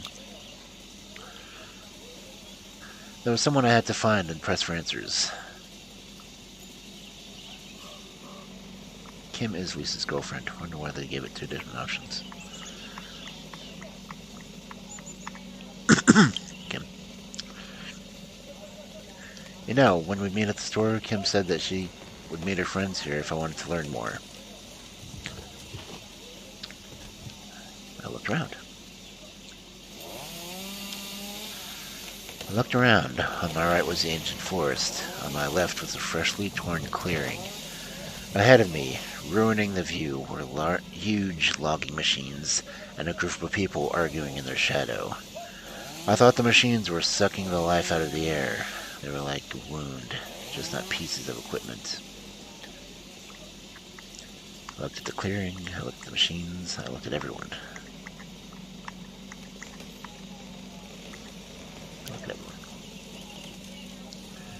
The people were there too. The loggers were sitting idly on tree trunks, sharing cigarettes. The police that stood between them and the colorful group of protesters were visibly uneasy and twitchy. I saw some reporters who were clearly bored because no one was doing anything interesting. The harvesters loomed over the clearing, reeking. I saw a familiar face among the protesters. Kim was standing there, next to a vaguely military-looking man, who was arguing with Olga from the cemetery. The protesters were clearly conflicted. I wanted to know what it was all about. Maybe I could solve the conflicts. They clearly needed some advice. Yep, I want to know what it's about. Ooh, my inspiring is getting higher, I think. Curious about the reason for it all, I approached the protesters. One of the police officers, young and nervous, said something I didn't fully understand. I ignored this. I smiled and let Bartek handle it. Let Bartek handle it. He at least understands the language. Bartek leaned over to him and whispered something. The officer instantly lost interest. "Oh," he said, "you're one of them. Then let us go." Then I noticed that someone joined us. And then I noticed that someone used the commotion to sneak past the police. A girl with disheveled, bleached-out hair. "Don't worry," she patted the officer on the arm. "It was an awful pickup line anyway." He recoiled. You shouldn't touch me, ma'am." I'm gonna smile. I smiled at her and wanted to say something, but I was interrupted. "Pat," some guy called her from the gathering. "Could you come here? I need you to show Olga that chart." She sighed, reaching to her backpack and taking out a tablet. "And they're at it again," she murmured under her breath and winking at me. "Coming." They went towards the activists. As I walked towards Kim, I heard more and more of the argument. Olga, you can't, the woman was speaking with a strong German accent. Pat stood next to him with her tablet. She looked a bit amused. Do not fucking tell me what I can or can't do, Colonel, Olga interrupted. I can because they're destroying our mother. I can fight with all the means at my disposal, even if that means burning those harvesters to the ground. A slender, green-eyed man was standing near her. He took a few steps back, went towards one of the harvesters, turned his back on all of the rest of us, and pissed on the machine. Olga smirked. "Oh, Daniel, you know you have to bring the point home." He looked at her confused. Cornell raised his eyebrows. "Burn the harvesters," Cornell asked calmly. "In this drought? Olga, are you out of your mind?" "You know what I mean. We can fight them any way we can because this is fucking war," she spat. He sighed. "You've never seen real war and it shows. Nobody is shooting at us, and believe me, we want it to stay that way. We need a peaceful protest." I approached Kim. "Hey, can we talk?" I asked, approaching Kim. "Oh, Maya, darling, it's good to see you," I smiled. "Maybe you'll be able to convince her." Oh, so I was to take a stand. I looked at them both. Olga with her fury and passion, Cornell with his cool and professional demeanor, and shared without any reservations what I felt about the situation. Peaceful wasn't flashy enough. There was a fine line to tread, and it wasn't about personal victory.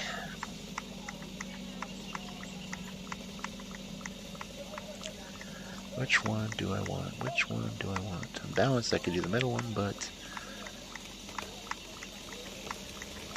fun.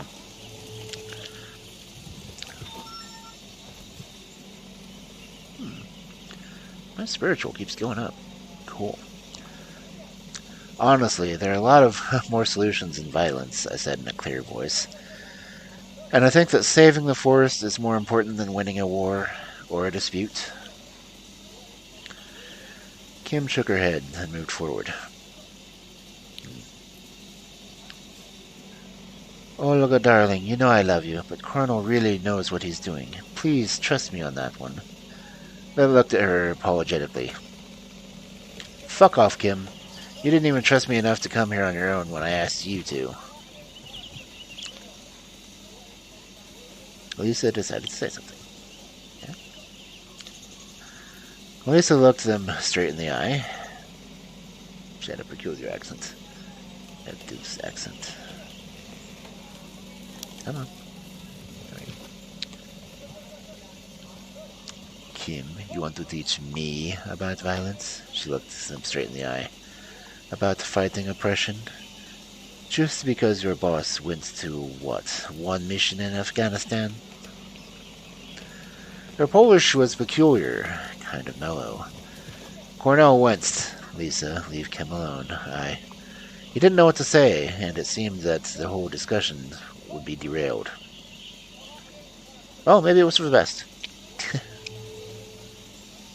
I let them solve it their way. Cornell does not like me. And Olga punched Colonel firmly in the face, turned around, and walked away. He turned around, holding his jaw and wincing.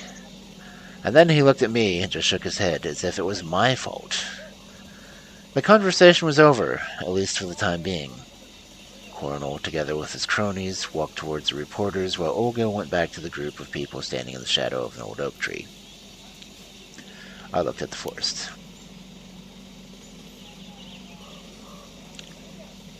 I looked at Pruska, clearing full felled trees like a gaping, bleeding wound in the chest of an old friend. I'm raging.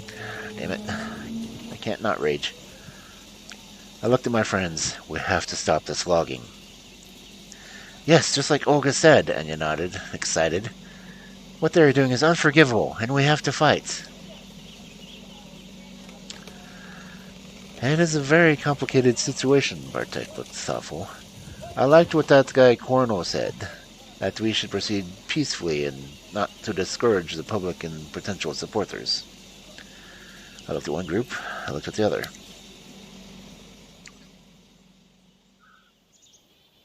Oh, crap. The harvesters were dripping black oil, and the forest stood tall, serene, and full of golden light.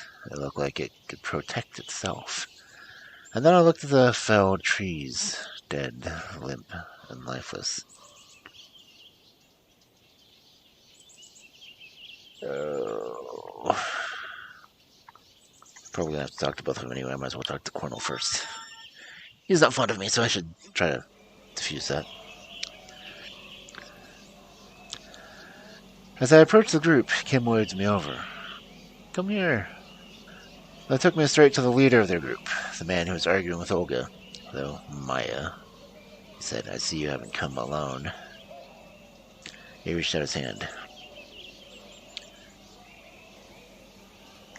He acted like a dick arguing with Olga. I'm gonna just shake it. His handshake was firm, but strong. His eyes were an uncanny shade of gray. He might have been in his early 30s, I thought. Damn, he looked tough. Swallowing was almost gone. I'm not going to harass it much more. You heal fast, I pointed at his chin. Or was that not much of a hit? Olga does nothing by halves, he winced. Not when she believes she's doing the right thing. Colonel looked at me in the eyes. I know why you came to Baluiska. The Force is reaching out to you because for a long time your ancestors were its servants. And now you're the only one left to pay what they owed. That's my willpower back. I looked at him, skeptical, but he seemed to believe it. The important question is, he looked at me intensely, do you want to help? Well, yeah, duh. Forest. But before I could answer, I heard a commotion and turned around. The reporters were coming our way, but their cameras were switched off and pointed at the ground.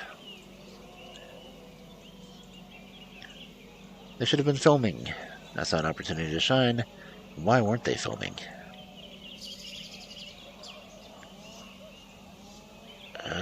Got high rage. Don't do the high one. Damn. I'm not one to shine in front of a camera. I just read stories online. Why aren't they filming?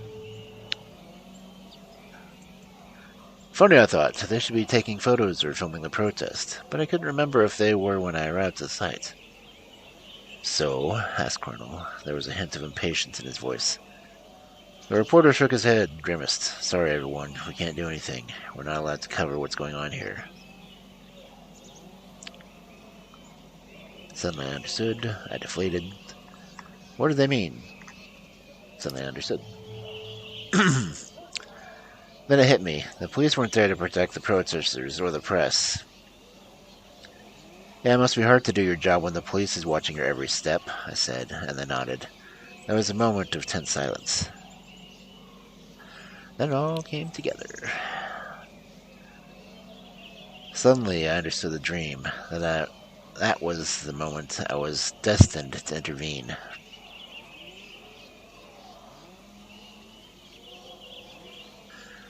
Oh, the protest was too quiet. They needed inspiration. That to make the reporters understand, or we could still use reporters.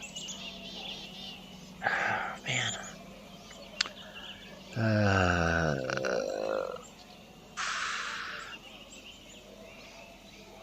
I don't want to cause chaos yet.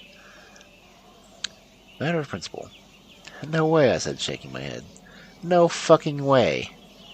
I couldn't quite place the look on Colonel's face. Enjoyment? Was it interest? Wariness? He seemed interested in me, like I was a new toy. Well, this is reality here, he said finally. The media will cover anything that is violent, and then present us all as eco-terrorists that should be locked up in prison. So we need to prove that we're not terrorists. We just need to give the press something interesting. Yeah, let's get them interested. I looked at the reporters. They were a bored bunch of competing media outlets thrown together by circumstance. We just needed to give them something of interest.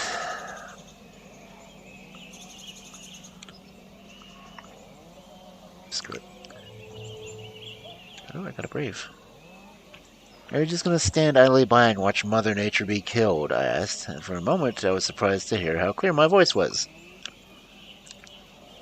We can't let them kill the forest. The loggers came here to destroy it. But they're just vulnerable, fragile humans. Oh, crap. We're strong when we stand together, you and us. It had an effect, just not the one I'd hoped for. Oh, shit. And that was exactly the New Age bullshit I was hoping for. Damn it. I turned and saw the journalists lowering their camera. There's a sticker on it, the logo of the national TV station. And now let's throw a few shots of that freak, he pointed at Kim. Why are deviants destroying the traditional way of life in the Polish countryside? A reporter started saying into his microphone.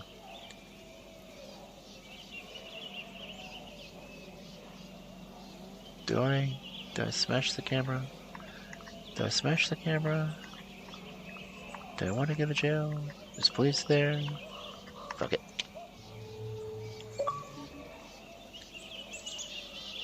TV star. Oh, crap.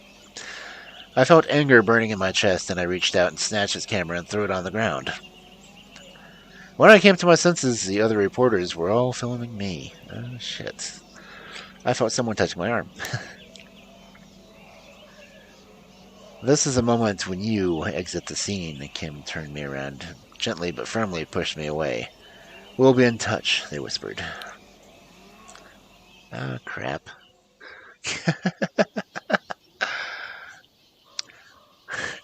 The ugly truth. When I was on the road to the village and nobody could see me, I stopped and screamed. A startled flock of birds took off from the trees nearby and filled the air with feathers and movement. In a whole commotion, I lost Anya and Bartek from my sight. I was alone, or so I thought. Hey, are you all right? A voice behind me said. I jumped. A woman was walking towards me.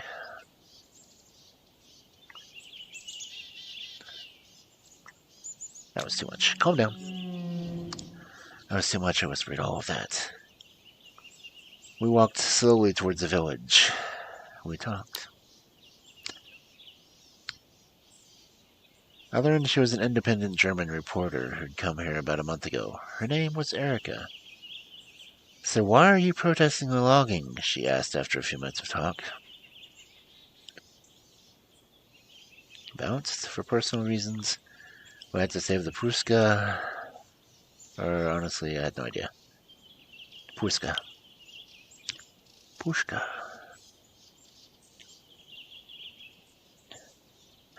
I think the Pushka is unique, and when I saw how many trees they'd cut in just one afternoon, it broke my heart. I said, still shaken by the sheer numbers of the fallen trees. I have to do whatever I can to save the forest. I looked at her. And why are you asking? She looked at me with renewed interest. You know why they're cutting down the trees? She asked me back. Because you do know that logging is done by the government company, the state forests. First comment, the fuckers. But why? I had no idea. The fuckers. Fuckers, I growled. Politicians are tainted. Damn it. Raging again. I say we take off and nuke them from orbit. I shook my head. Pretty radical, she snorted with laughter. But that destroyed the forest. Aliens reference. God, I had to put it in the game. She writes her notepad. It all started with the spruce bark beetles. Erica looked into her notes and started explaining the whole situation. That year, the beetle's infestation was of catastrophic proportions, and the foresters decided the only way to make it stop and save the rest of the forest was to cut down as many of the infected trees as fast as possible. Was cutting down the trees necessary? But was the logging legal? Couldn't they just remove the dead trees? Speaking of which, this is kind of interesting. Spruce bark beetles.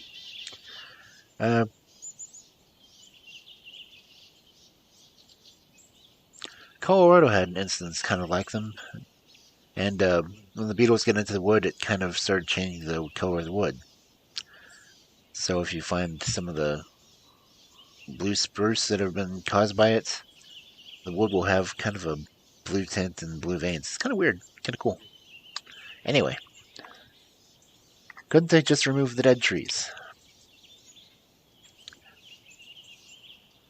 Maybe if they just removed the dead trees, the infestation wouldn't spread? I tried to find a solution. They might do that, but dead trees are what makes the forest unique, Erica smiled. There are 20 times more species living on a dead spruce tree than on a live one. Also true. But was logging legal? I wanted to know. Opinions differ, but such a massive logging in an UNSECO-listed area might be illegal, Erica answered. Was cutting down the tree necessary? Was cutting down the trees the only way to stop the infestation? I asked, confused. The foresters state that this is the only way, she said. Some biologists argue that they are cutting the wrong trees and doing it too late to change anything. Did they have to intervene at all? Couldn't they just leave Pushka alone and let nature take its course, I asked. That's one of the options, Erica admitted, but there is a drought and no one is sure if the forest could survive on its own. It was infuriating. Why couldn't she just answer my question?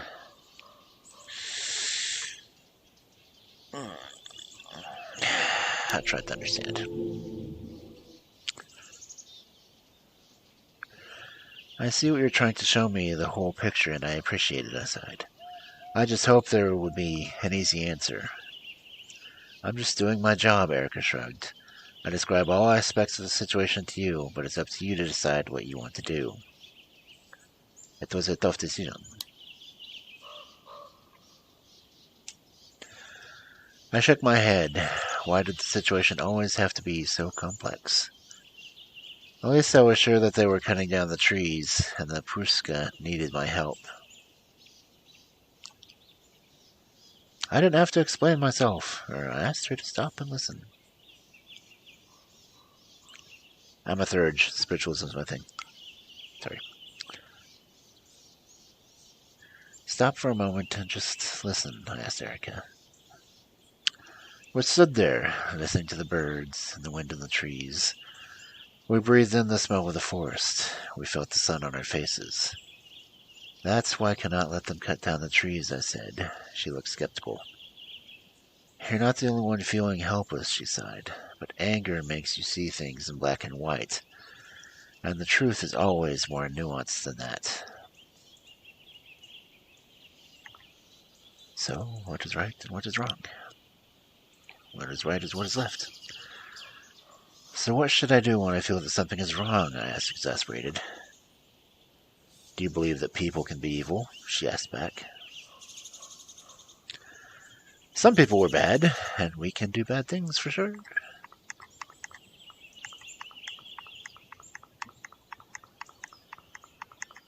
We can do bad things for sure. Final answer. Some people can do really shitty things, I shrugged. But it's just their actions or their nature. I said nothing.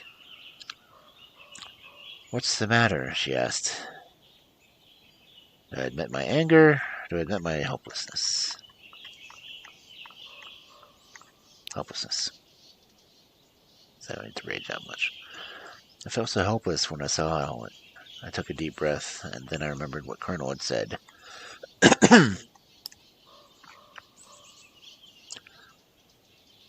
And they said that I have family debts to pay. I shook my head.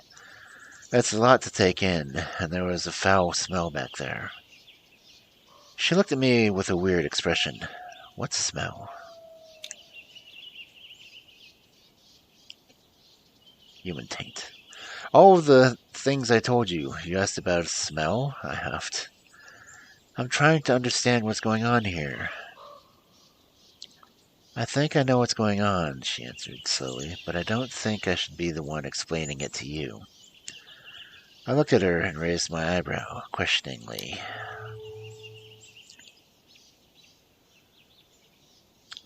I thought she'd been hurt by my outburst. You'll learn in your own time if you stay here long enough, she said, clearly wanting to drop the topic. What does she mean? I will chill. I shrugged. Cryptic remarks never did anything for me. The situation was complicated enough as it was. I just hoped that I hadn't made things worse.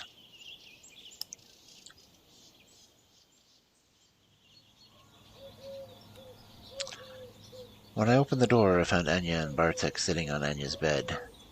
They were a little flustered and were nonchalantly trying to look like I hadn't interrupted anything. We lost sight of you, Bartek said apologetically. I'm glad you made it back in one piece. So, how was your day? Anya asked. I got an interview. I sort of gave an interview, I shrugged, but I'm afraid they'll manipulate the shit out of it. An interview? But you only just got here, Anya exclaimed. Bartek shook his head, frustrated. But they never talk with the locals, he mumbled. It just sort of happened. Bartek had a point. You may have a point, Bartek, I admitted. I barge in and try to solve problems that I might not yet understand. It's cool. The whole business is a mess. I learned a lot. Did I? Did you know the government supported the logging even when it was illegal? I shared in dismay. If they support it, it can't be illegal. Bartek crossed his arms. Of course it can. I threw my arms up, frustrated.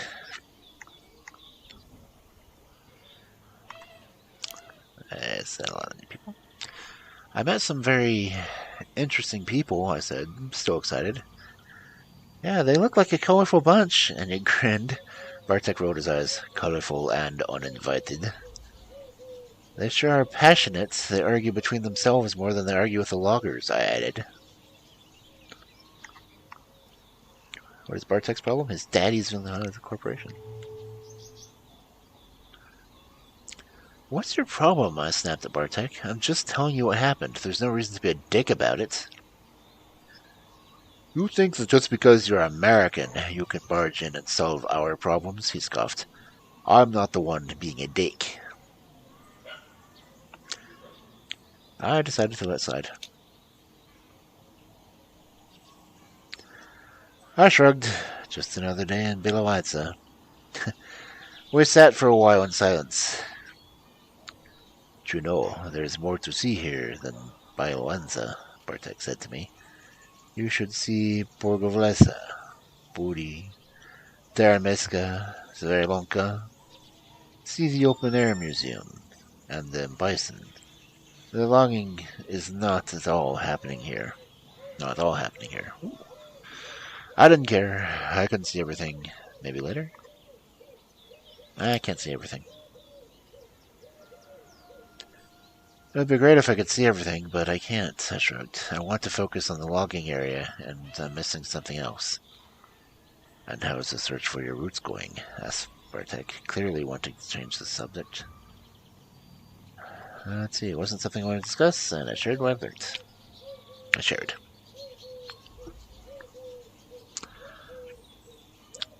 It seems that my ancestors lived around the forest for a long time, I said, and there are some kind of debts to be paid?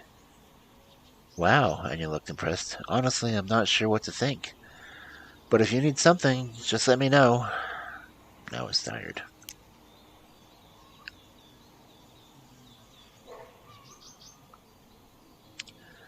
I sat there, looking through the window. The day had been full on, and I was exhausted. I didn't notice when I fell asleep. Hell. I can do anything. It's quiet now, yet I know deep down inside that something isn't right. I run, I keep walking, or I sneak.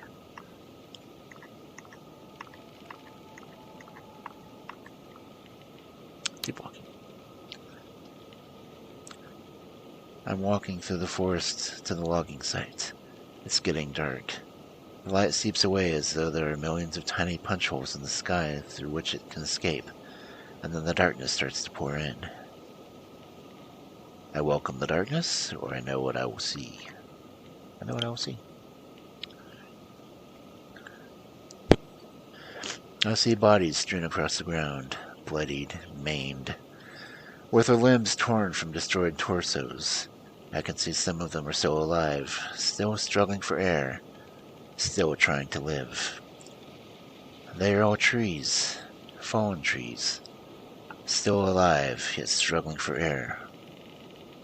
And there's the stench. I see movement in the darkness, but I'm not alone.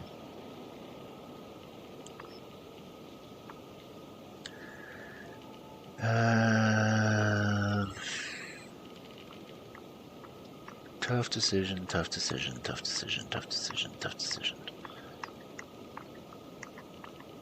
Now some side movement, there's the darkness. We're kind of emphasizing the stench earlier, so let's do that one.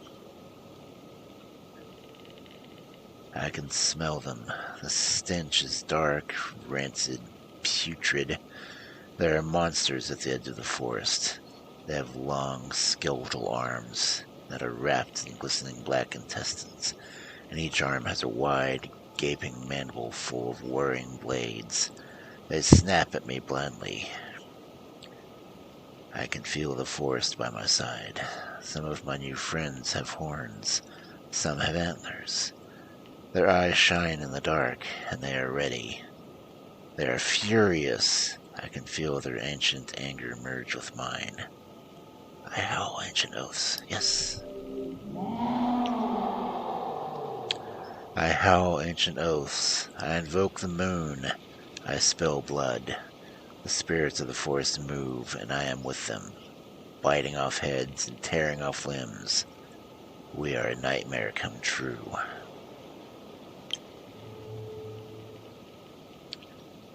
I gasped and bolted upright. I was alone. The sun was setting, and in the deep red light of the room looked like it was bathed in blood. My pillow was on the ground, and the duvet was torn. Tiny feathers were spilling through the tear. What happened? Wolfie time! There. Chapter 3, Standoff. Starts the chapter. We're going broke here. Okay, I want to see what my score is so far. Okay, wow, I am like super spiritual.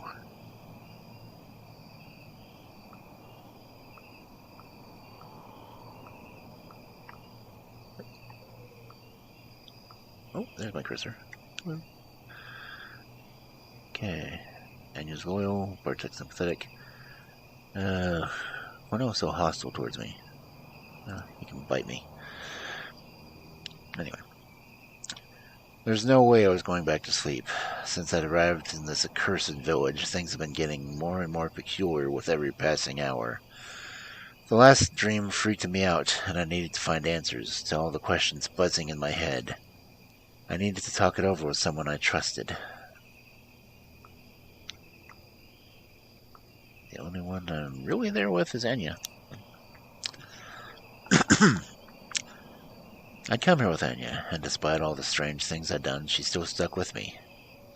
I messaged her, and she messaged me back. I'm on a walk. Come join me. The sun had just set, and the moon wasn't up yet. I started walking. The forest loomed on the horizon. The activist camp was somewhere there. We met near the shop in Blausa. It was a characteristic enough point, and easy to get to from anywhere in town. "What is it?" Tanya asked. She looked worried. "Something's happening here. What it is ain't exactly clear." "I don't think there's something really strange happening. Don't you think there's something really strange happening here? With all the people in the forest, I need to get to the bottom of it." "There is something strange happening," she nodded, "but I have no idea what it is. I know even less than you." She frowned. "And maybe we should go to your new friends, the activists, and," she smiled a little, "they are weird. They must know something." That was her advice. It was an option. She had the best ideas. Yeah, she had the best ideas.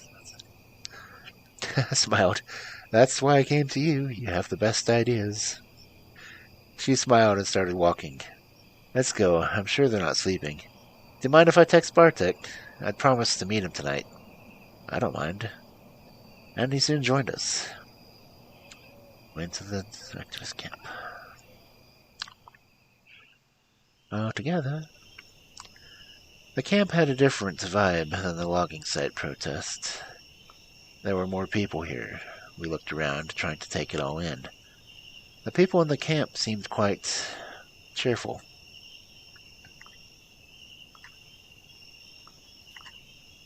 Someone was singing. I'm curious. Eastern European style. Well, I heard 3 or 4 girls singing together in a unique Eastern European style called the White Voice. It was the most melodic, throaty growling I'd ever heard. I'll listen for a moment. I could do some throaty growling. I stopped, just got lost in the music for a while. People were milling about, setting up camp, cooking, preparing posters. Everyone was busy. "I have no idea what your plan is," said Bartek, "but you have my full support." I needed to talk to the colonel, because I hate him being mad at me. "Hello," I said as I approached. The colonel smiled at me. "Hello," he said. "What brings you here?" I needed answers. I shrugged and dug my hands deeper into the pockets of my jeans. "I have so many questions about myself, the forest, and the logging." Colonel looked at me with those uncanny gray eyes. I could feel his attention lock on me. "It's okay," he said. "Join us and you'll understand. We're here to stop what's happening, to show that we don't agree and that we hope to make a difference." "Will it work?" I asked. "I don't know. All I know is that it worked before. It worked for Gandhi. It worked with segregation and apartheid in the end. It worked with communism. So let's see if it works with capitalism as well." "It doesn't. The violence is not an option here." He smiled. "And I think you know quite well that anger doesn't really get shit done." I knew that. I smiled back. Somehow feeling around him made me feel more relaxed. I know you can count on me," I answered. "I had a family debt to pay, and I couldn't be just an observer anymore." "So we may have a little citizen protest going on tonight," Colonel said. "But I'll need your support if we want to convince the others."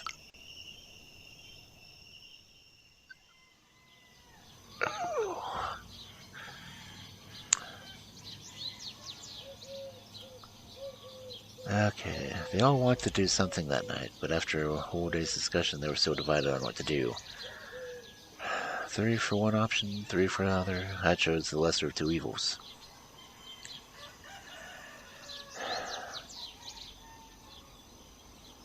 I'm gonna try to go for docility. Why is he unfriendly now? Chose his side.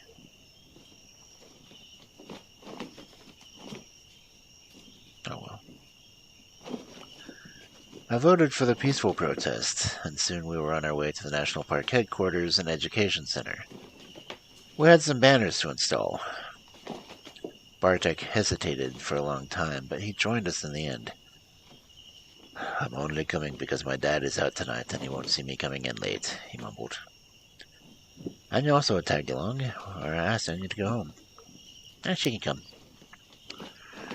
This is so exciting, Anya whispered. I've never done anything so illegal.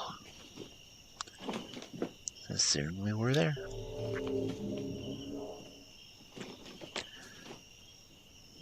As we were on our way, I realized that we followed the path only because of my vote. I made a difference.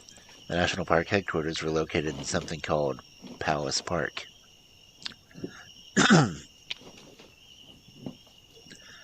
The name, like everything in Poland, was historical. Centuries ago, some king had his hunting lodge there, but now it was a mishmash of old and new buildings scattered around the park. Some were rough and bulky, made of stone and brick, while others were an extravaganza of wooden porches, lace-like shutters, and meticulous sculpted pillars. There was no one around, but the area was well lit. I need to be careful. This wasn't your everyday act of vandalism. This was something bigger. More important, yes, but also more dangerous.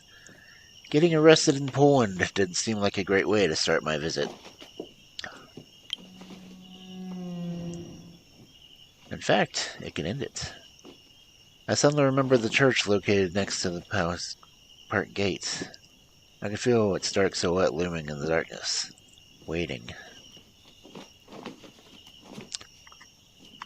We're ready. I spent the whole day painting a sign on the lengths of material sewn together from what looked like old sheets that were various shades of grayish-white. Dark green letters declared, "Wood is the enemy of the forest." "Where do we hang it?" asked Daniel, who'd come equipped with climbing gear.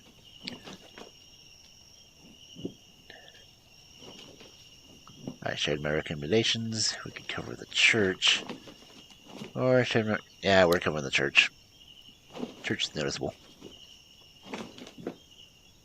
Remember the church near the entrance of the park? I gestured toward the gate. We could go there and hang the sign there. It could drive the message home.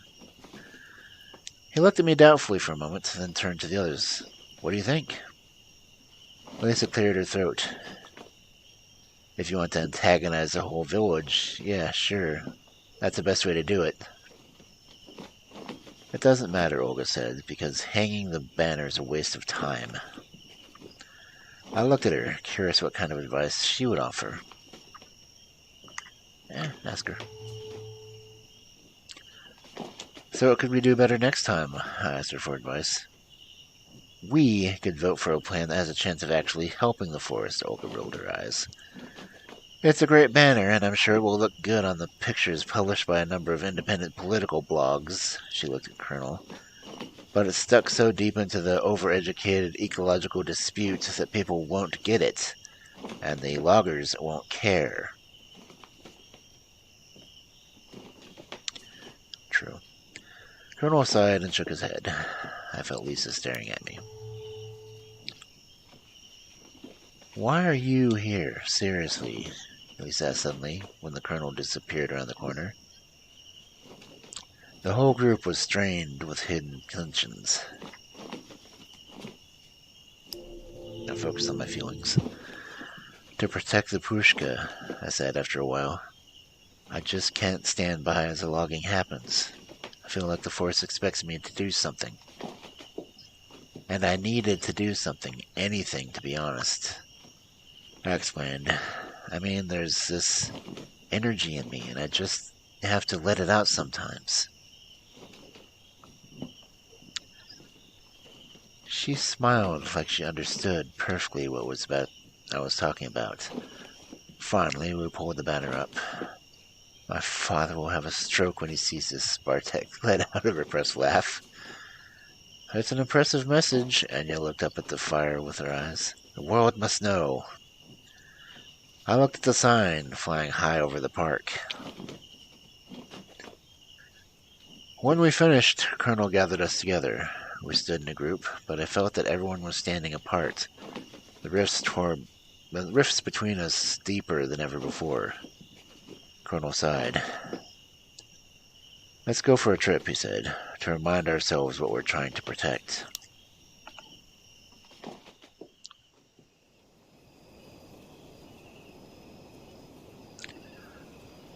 The woods were full of stars. We cycled in silence, enjoying the company of the forest as we enjoyed ours.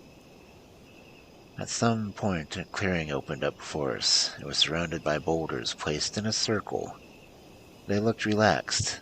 A soft breeze rustled in the trees, welcoming us. Bartek was tense, of course. We should have stayed at home, whispered Bartek, and then whispered, carried in the air, This is not a good night to be out here. His nervousness was getting to me. There was some kind of energy here, flowing around, trying to reach me, but it couldn't. Not without my permission. I was ready to act, so why are we here?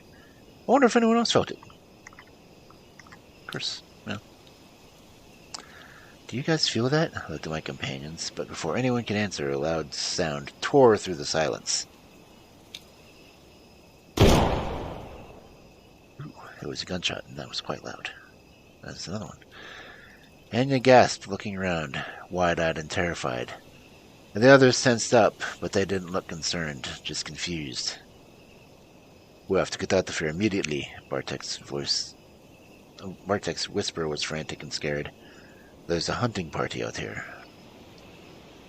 Colonel turned towards us like he'd finally put something together. There was rustle, and I saw a bunch of men in camo, each of them with a rifle, coming towards us between the trees. I observed them. I watched their angry steps and listened to the murmured curses. Something was strangely familiar. The man at the front looked exactly like an older version of Bartek. Fuck. He weighed us up for a moment, then focused on the colonel. This area is closed for the night, the huntsman said in Polish. There was a contempt in his voice. There is a hunt going on, and y'all are trespassing. We have police officers here, so I would go home if I were you, unless you want to get arrested. I felt the forest tense up. The man was the one who was trespassing. Yep, that's the force. This man, I realized, was no one. He wasn't important here. What was important was the forest and what it needed, and it cared about me and didn't want me to get hurt. There would be other nights and other people to fight. But right then I felt that it wanted me to leave.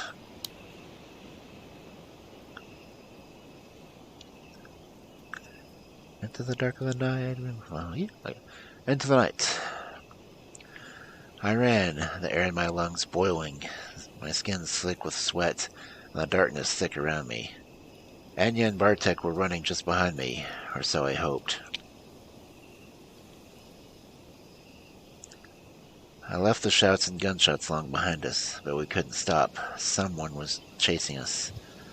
Two silhouettes, one lean, the other bulky. I saw them in the corner of my eye as they leaped forward. At first I thought they were people, but as I leaped, they got longer. Longer, smaller. I couldn't see clearly. It was dark, sweat was blinding me, and they were hiding behind the trees. I heard howling and growling, and then I saw there were wolves chasing us. Yeah, now what? I decided to face them. I stopped in the middle of the path and turned to face the animals. I couldn't explain why, but I knew it was the right thing to do. What are you doing? Whispered Anya, terrified. Bartek grabbed her wrist and pulled her off the path. I think I wanted to say something, but I was out of breath. I'd heard shots from the clearing, and there were 2 gigantic wolves hunting me. Overwhelmed, I shrieked at the top of my lungs. The wolves were closing in on me. Yeah. There was a series of wet cracks, like skin breaking, torn from within by muscles that suddenly grew, my bones rapidly getting longer, by fur and teeth and claws. When I dared to look, I saw 2 8-feet-tall monsters standing in front of me on the narrow path of the forest. I knew it. Fuck. I gulped. I'm good with this one. Fuck, I managed to whisper. And then there was only pain.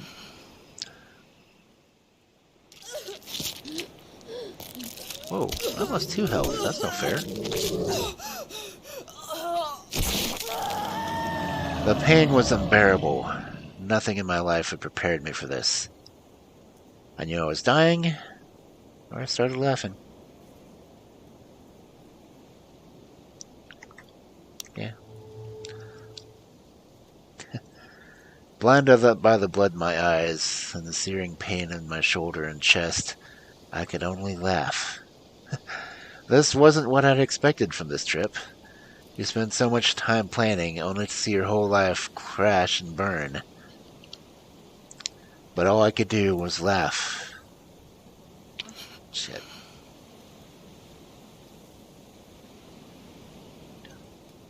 So I laughed, grinning with bloodied teeth until my strength left me, and I couldn't hold myself upright anymore. I couldn't hold... The forest caught my fall with a bed of moss and twigs. I stopped thrashing, and a cold numbness engulfed me. I don't have any willpower to use. Fuck. Did I just die? Nope.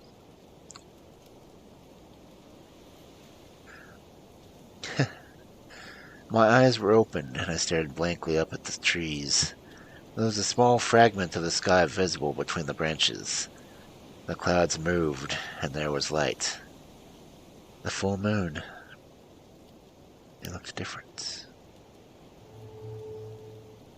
The moon was a goddess, and she noticed me. "Get up," she said. I get up. I feel good.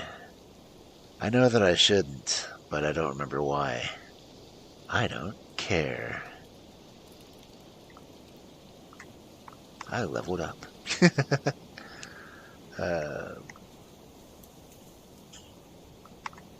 I have to stretch first. My muscles are sore and cramped, so I stretch like I've never stretched before. My arms are longer. My legs are stronger. My heart is pumping, and I feel like I've spent my whole life packed into a box, and I've finally been set free. My mind is clearer than it's ever been before. I see the world in sharp contrasts of black and white. Movement and stillness. I smell prey. I hear language in the hooting of owls, the whistling of the wind, and the snarling of wolves. I am what I was born to be.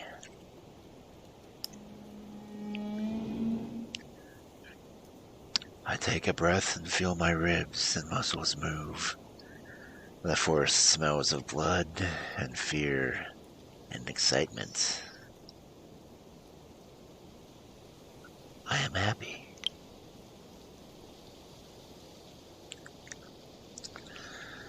I laugh happily, and others' laughter joins me. We laugh and sing to the moon. Something stings me.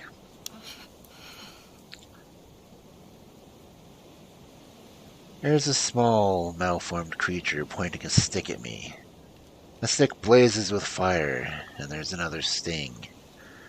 The creature is no threat to me, but its presence is annoying. It smells almost sends me reeling, and I don't like being pricked.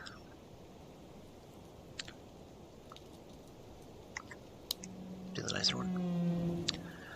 I push the creature away and it flies through the air, making funny noises. Then it hits a tree and stays there, pinned to a branch like a butterfly. My ears prick and I hear more creatures running blindly through the bushes. I feel a bit better. My legs no longer sting, and I feel better than ever before.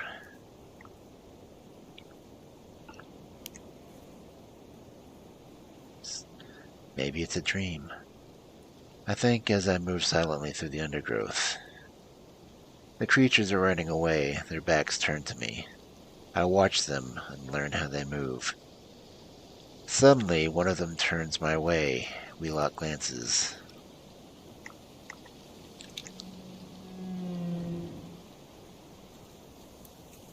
I look at it and the creature curls up, shielding its face with its paws. It keeps talking, but the noises make no sense. I move on. It annoys me, but I ignore it and move on. The piercing light burns my eyes. The creatures surround me. They seem to work like a pack. They are dangerous.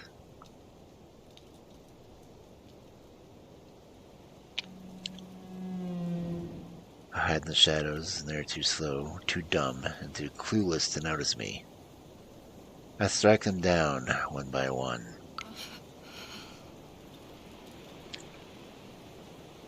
Some manage to defend themselves, briefly, but most of them don't see me coming. New smell. The wind brings a new smell. It tastes of fur and musk and blood. Shapes move among the trees, but there are no creatures. They are people, like me. Suddenly I'm surrounded by them. I think I know them. They seem familiar. It's like I met them in the past, but they were hidden. They close in on me. What do they want?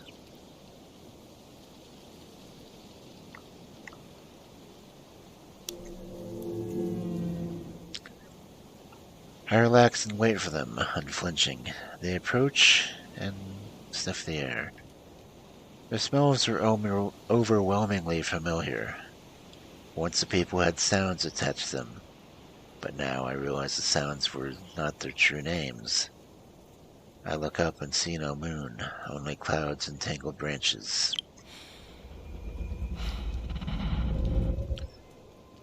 Something changed. I realized how tired I was. I stumbled.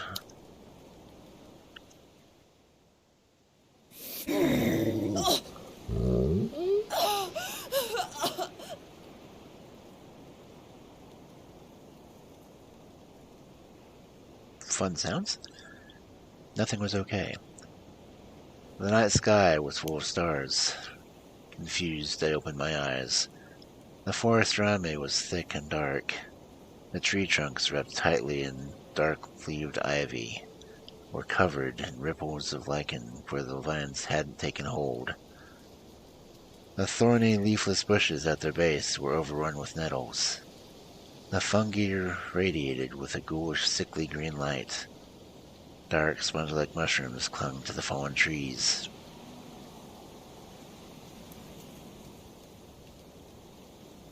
Just as a dream at the beginning.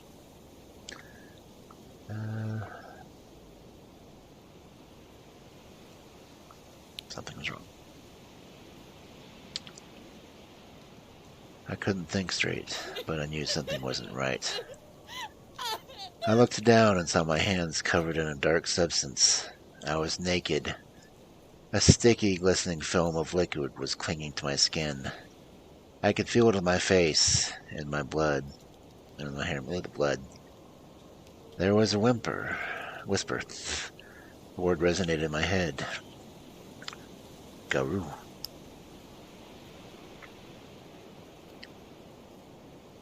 I remembered my dream and slowly lifted my eyes. There was a severed head right in front of me. I felt sick. The face was contorted, the eyes bulging, the mouth open. The tongue stuck out. It was obscene. I doubled over, retching. I recognized that face. Who'd I kill? It was one of the hunters, the one that tried to stop me. The head watched me with that reproach. I'm screaming. No! I let a long, blood-curdling scream. The night swallowed it. The bushes rustled, and a moment later I saw Olga coming out from between the trees. She looked at me, at the head, at my face. Get used to it, she growled. You're a werewolf. I looked at her. I blinked.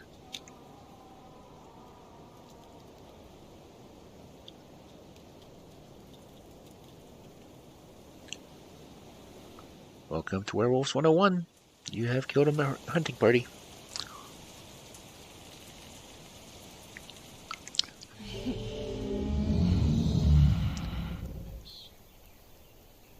Ooh. Okay. The page continues to fill out. Okay. So, Hamid, which means I was human-born. They don't know the auspice. Cub, that means newly transformed. Damn, my spiritual is full.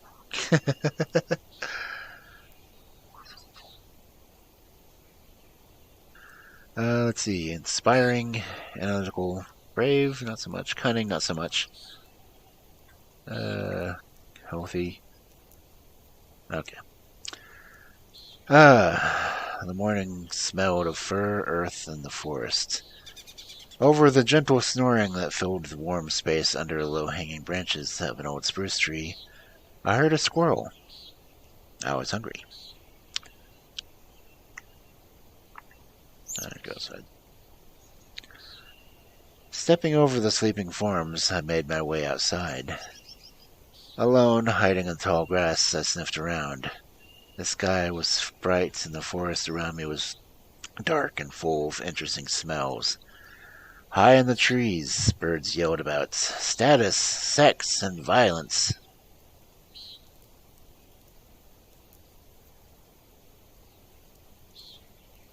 Birds.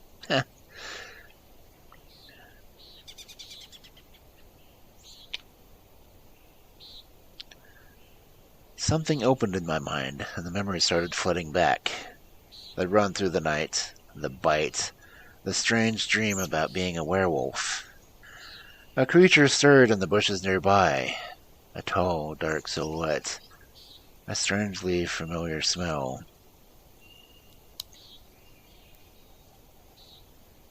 I tensed up and watched the human as I looked around. Hey, there you are, they said when they noticed me. It was time to get out of there. I spasmed. Twitch, twitch. Suddenly, a feeling like a cramp or spasm surged through me, and everything changed. I was Hamid, the human form. My body started resetting itself to a familiar shape, and it hurt. Bones broke and fused again. Muscles and sinews moved under my skin. I cried and thrashed. Then, panting and sweaty, I was human again. I hit the ground with my bare ass. Colors exploded. The morning breeze suddenly became cold, and I shivered.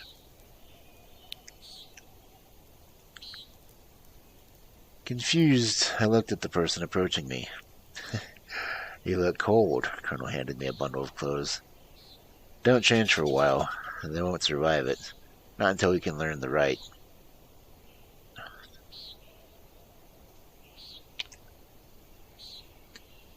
I snatched the bundle and started pulling the clothes on. Sneakers, loose-fitting pants, a hoodie with a unicorn. They fit perfectly. I thought about the previous night when I was raging through the forest, about how differently I experienced the world through the wolf senses, and about how the discomfort and confusion of changing shape. So, I was a werewolf.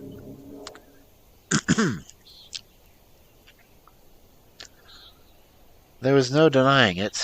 I was no longer human.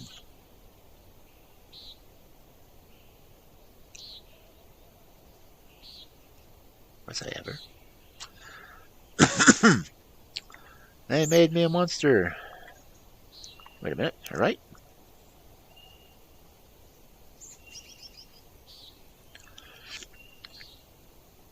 Did you mention alright?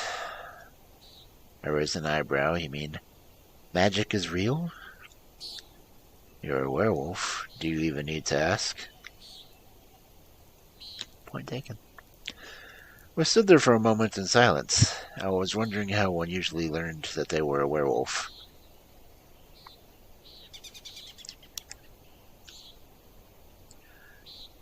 It doesn't make any sense, it suddenly struck me.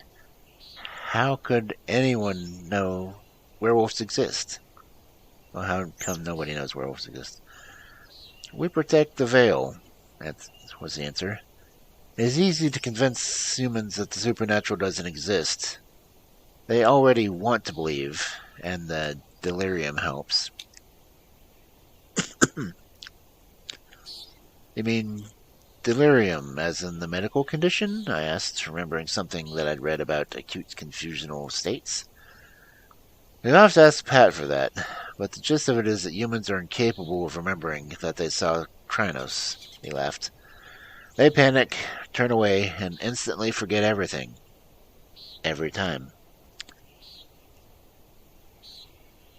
Honestly, their mind doesn't want to think it exists. I don't know about a story. So, I said, how did you become a werewolf? I was born a werewolf, it seems, he answered.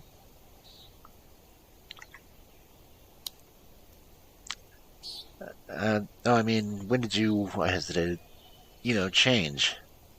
Oh, that. I was serving in Afghanistan. There was an ambush and stuff happened.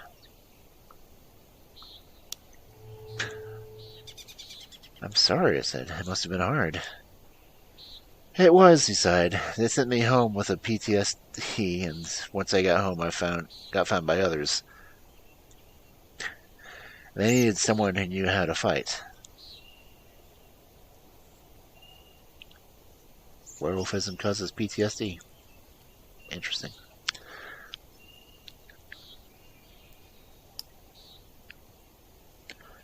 Why, I asked. We were the real eco-terrorists back then, my pack and I.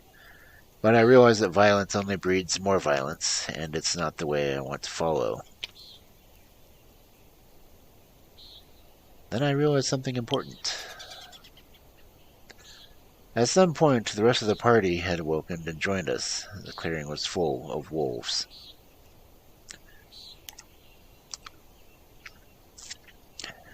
The only answer there is fuck.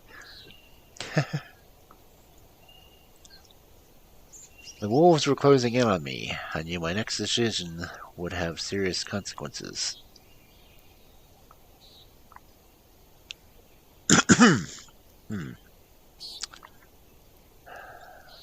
Denial and escape.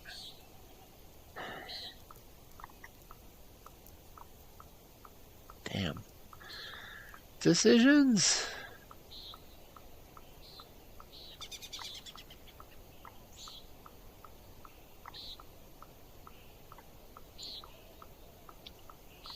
I know, I'm playing this game like it's supposed to be me, but if anyone wants to suggest one, I'll play it. Or maybe I'll do this another night and only follow chatter suggestions, but because there's ultimately 5 different endings to this game, but there's rumored to be 2,000 ways it can go. I'm gonna stick being a wolf. Hiding the bodies. The headless body was heavy. They said that as my first kill, it was my burden, and it was my duty to take it to the Burrows. I didn't want to do it. I didn't kill him. I got my shit together. I don't have enough willpower to keep going that one, so. But I didn't do it, I said, looking at the corpse. I'd never. You have to balance the death you caused with your achievements. Colonel looked at me in the eyes. That is the path of the Guru. He accompanied me, carrying the severed head in a bag. The others stayed behind, covering the tracks.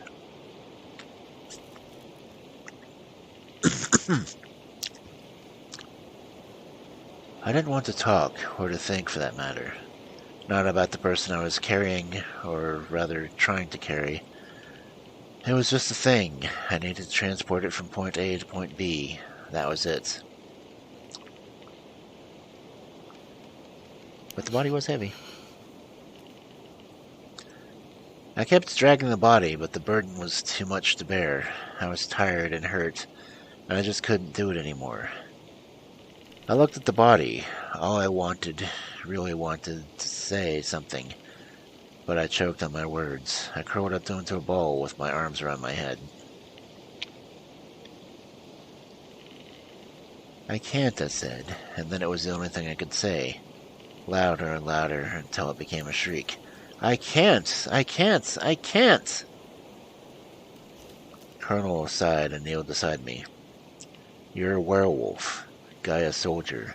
There's nothing you can't do. Get up. We have the world to save, and you have a legacy to fulfill.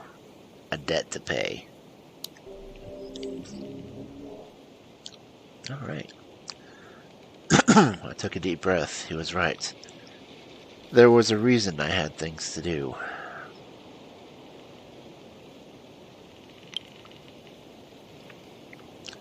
Oh, cool. It gives me the option to change. Nice.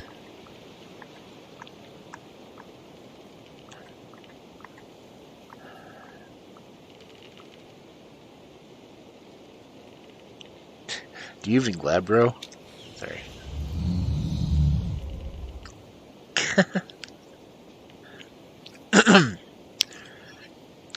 The pain was stronger than I ever imagined. I felt my muscles spasm as they rearranged themselves.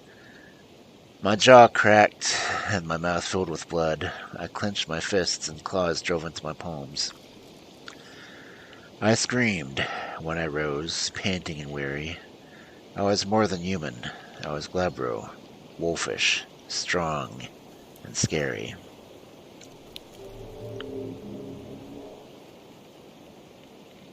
The change hurt more than I expected. The world shifted. Not much, but enough. I felt my teeth get sharper and muscles stronger. I picked up the body. It was a lot lighter. We went on.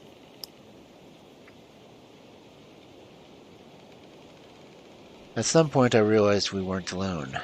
There were two shapes in the bushes on either side of the road. Animals. One big and gray, and the other small, nimble, and white. Ah, my companions smiled. I see you've noticed our patrons. I remember them from my dreams. Yeah, we know each other, I said, remembering my dream. We sort of met the other night. The two animals stopped in front of me in the middle of the path. We came here to teach the cub, said the wolf. She smelled of ash and tears. I couldn't believe what I saw. It made no sense. I felt as if my brain was short-circuiting tirying to interpret the signals not meant for human senses. Was there really a wolf? My eyes told me there was a wolf staring at me, but when I looked, I felt ash on my tongue. I heard a mourning howl so deep it reverberated in my bones, and I smelled fire. And when it talked, it was like the rustling leaves formed words in my mind. But hallucinations or not, they just wouldn't leave me alone.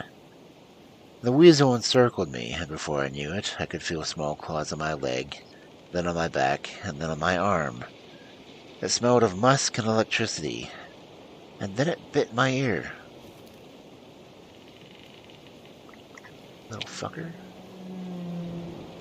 Ow, I shouted. Why would you do that? To see how you react, obviously, the weasel's electronic voice echoed in my head. Enough, the wolf growled, or at least that was what my brain decided to hear.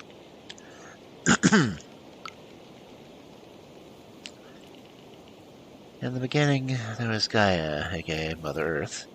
She gave birth to a mighty breed of warriors, the weasel began. It sounded electronical, like a teenager reading a Wikipedia page over a voice chat. Well, that's kind of specific.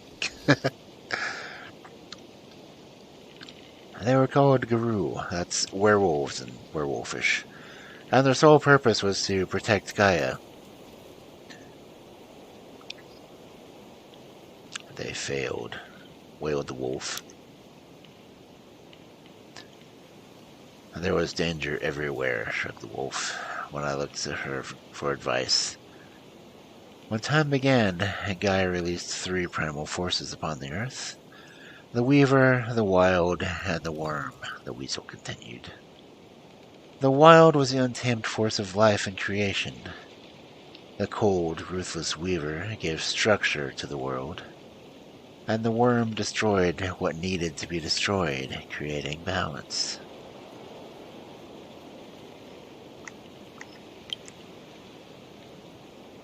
So, were werewolves creatures of the wild, I asked? An untamed force of life? They were Gaia's children, the wolf snarled, born to herd and contain humans.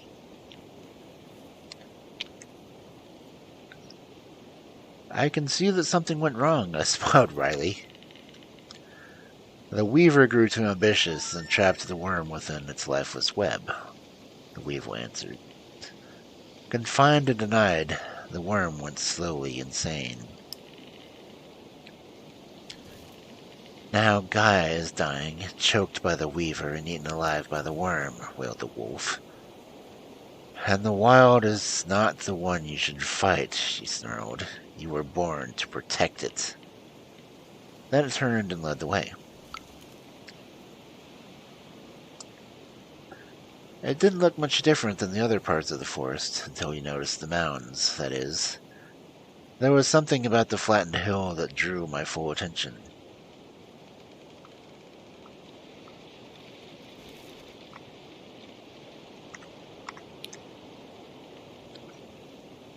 I can imagine them vividly when they were built, the tall, proud burrows, the dead decomposing underground returning to the earth, feeding new life.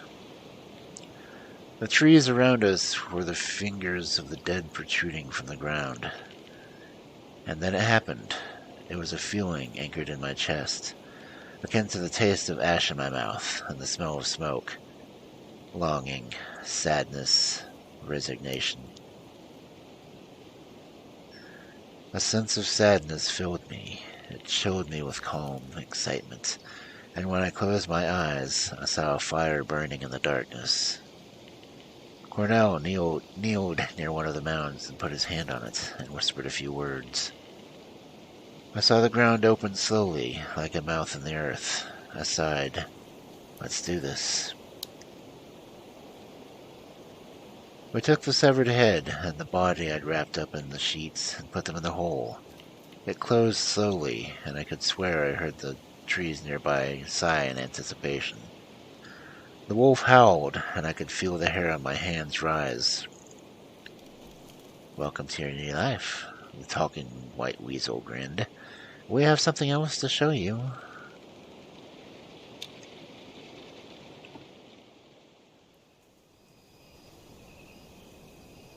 Okay. You're a cub, so you have special privileges, said the weasel. Suska will grant you a vision. You must see to understand, said the wolf. Think carefully before you choose what you see.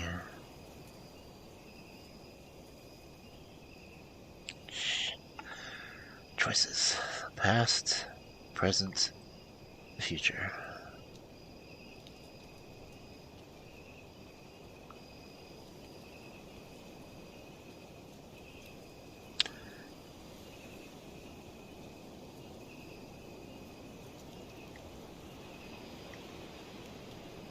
Cool.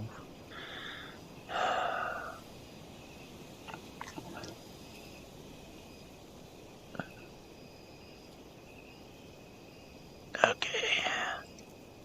Past. Find out about Granddad.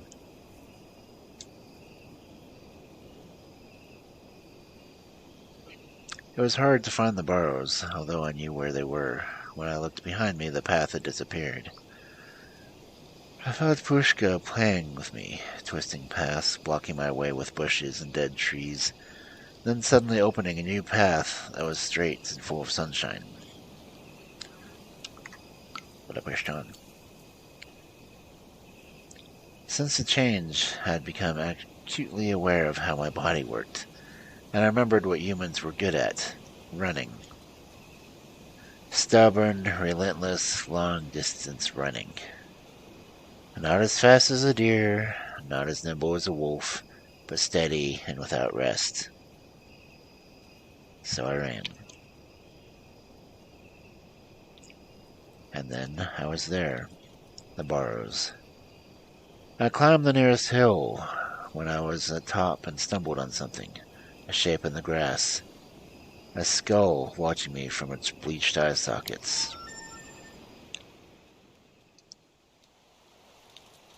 Hey, I don't remember them taking a picture of me for this game.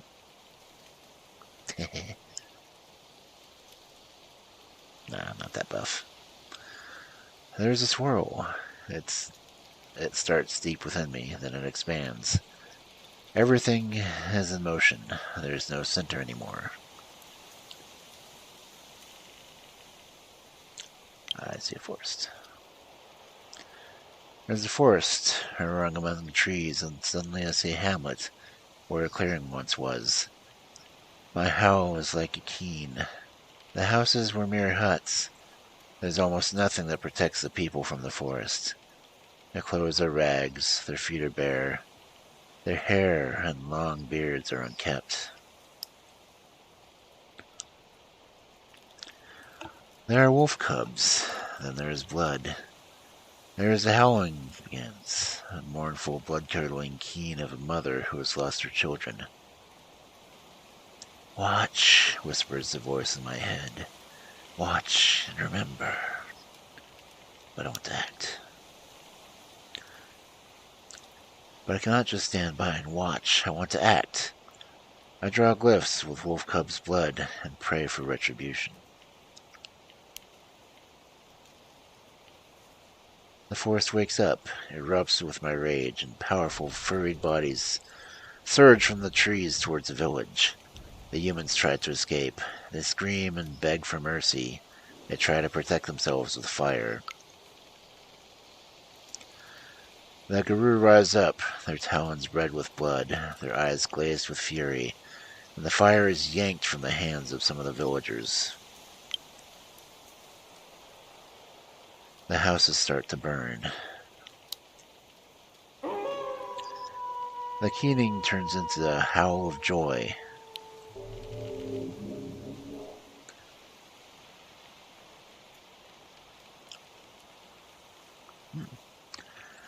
The Guru have my eyes, my face. They are my family. I am the blood of their blood. I am part of the story from the very beginning. And I'll do it again. Sorry. And then it happens again. The humans return. They rebuild the village. This time stronger and better protected. The keening begins once more. Then we, the Gru, come down on them like wolves in the fold. And again, new villages, new fires, more blood.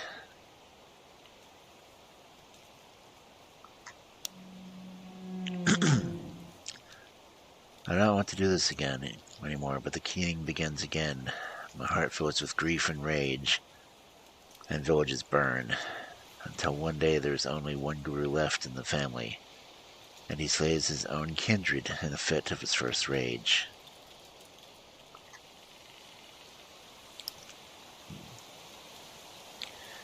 He escapes across the ocean. He serves in an army. He burns villages in Vietnam and Afghanistan, but it just feels different. He never forgives himself. He tells his granddaughter stories about the forest, but he never goes back. I stay there and I watch, but I can't move. My throat burns, my stomach is in knots. I want to scream, but I have no mouth. I feel the fire, I smell the blood. I see the large ash-gray wolf looking straight at me. Her eyes are golden. She weeps. "It is in your blood," she says to me. "It is your duty. It is you. Come with me, child. Be my fangs and claws. There is no one else to be my cub. Come to me, child. I will nurse you, and I will lick your wounds. We will kill together. We will feast, and we will be merry. The forest will grow." I looked at her, and, perhaps for the first time, I saw her for who she was. Her pelt was marred with fire. Her eyes were smoldering embers. Ash was falling from her heaving flanks.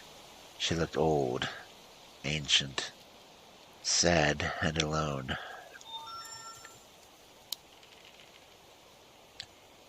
She was one of the wolves from my vision, watching my grandfather from the darkness, waiting for the village to burn. But she was more than that.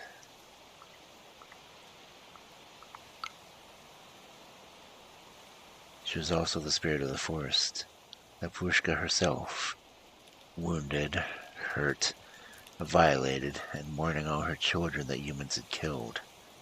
At least, that is what I thought when I looked at her. The wolf mother looked back at me, and something in her eyes made me realize that she was helping my family for generations, and that my family used to serve her. "Join me," she pleaded. "Only you can understand me. Only you." Yep, I'm going to her. Must obey Mama Wolf. And I accepted myself.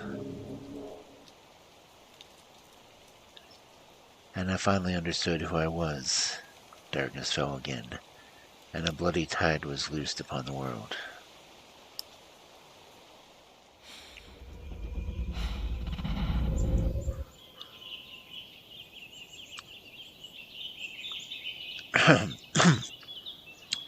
A lone howl pierced the silence like a single ray of moonlight in the darkness. Then there was another one, and another, and then another, and a choir of voices, triumphant and joyful.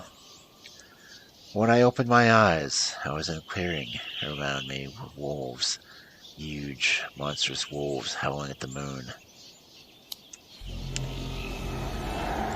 And I joined them. Instinctively, I changed to join the choir. I was Hispo, the monstrous wolf form. The pain was overwhelming. My spine cracked and twisted. My knees and ankles broke, and I fell on the ground. My jaw shattered and rearranged itself. My whole skin was on fire, rippling and sprouting fur. I howled in agony. When I rose, panting and spitting blood, I was Hispo, with strong paws, mighty jaws, and a mane of fur. More than a wolf, scary and monstrous. My voice was unsteady at first, but I soon found my own unique addition to the chorus. "Good, you're almost ready now," said Olga, looking at me impatiently. "Welcome to the Sept."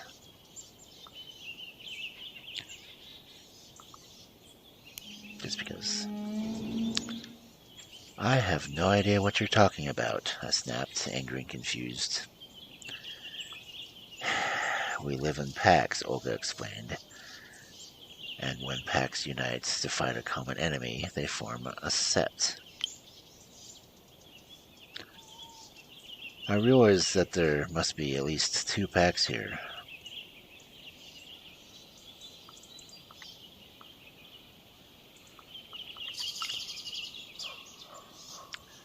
A huge white Siberian wolf stood up.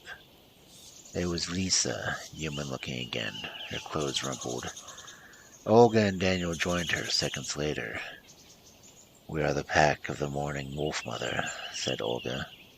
They smelled of ash and tears, and for a moment I saw the wolf spirit among them.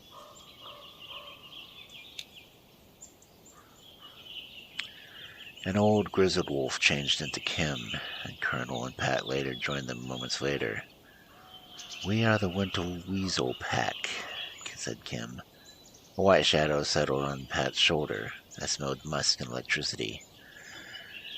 "We are all Gaia soldiers," said Colonel, "and that we have no choice. But we can choose whom we fight alongside."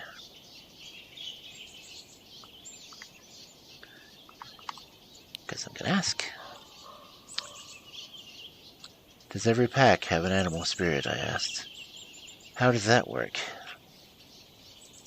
"Such spirits are called patrons, and not all are animals," Lisa explained. "And our pacts with them give us additional weapons in which we fight the sickness and corruption of the worm." The last word reeked of decay and burning oil.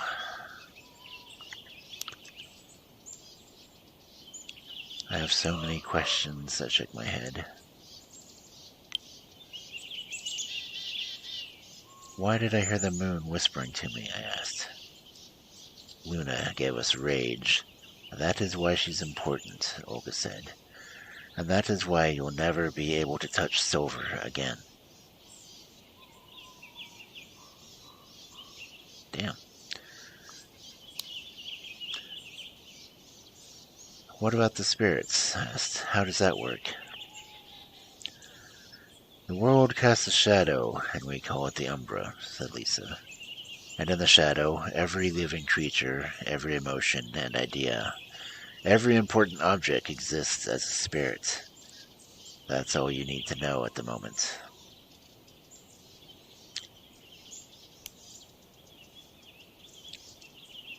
"You are from all over Europe," I noticed. "Is this like a separate standard for Sept?" I don't know, Colonel. I didn't even know if that was a stupid question or a smart one. I looked at Colonel.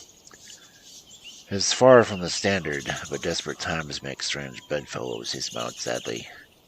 "Normally a sept is dominated by one tribe, maybe 2. "There are at least a dozen tribes," Daniel interrupted. "And I hope, Maya, that you will choose yours wisely." "Do I have to choose a pack?" I asked to make sure. "No, Guru can survive on their own," Colonel said with sympathy. "Your old human life is over, but we will never abandon you." "So, if I got this all right, I've been conscripted into an ancient war against the worm," I said slowly, trying to put it all together. "And the moon gave me rage as a weapon, but I must avoid silver."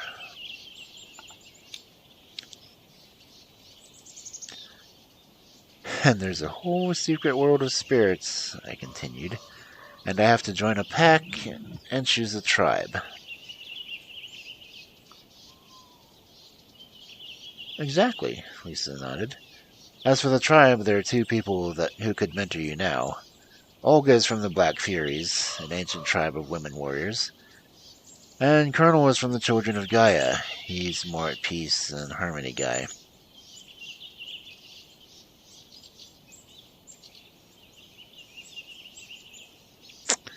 I kind of figured that from their expressions, but yeah. "Oh, shit. That was Shadow Fenris?" "What about my family's tribe?" I asked. Lisa winced. Daniel sighed. Olga shook her head. "What's the matter?" I asked. "Your ancestors were the Geth of Fenris, and no one wants to have anything to do with that tribe," Colonel answered. They stand against everything we believe in.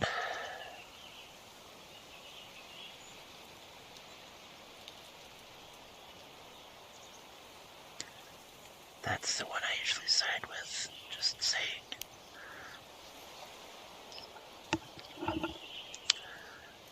My grandfather didn't even know you. I was outraged. You can't judge me by his tribe's actions. You know that your family was burning villages for centuries, Lisa pointed out. Did you ever wonder why? Geta Fenris was the most radical guru supremacist that ever marred the face of Earth, Kim scoffed. Like legit fascist werewolves. Some of them literally worked for Hitler. I did not know that. Oops.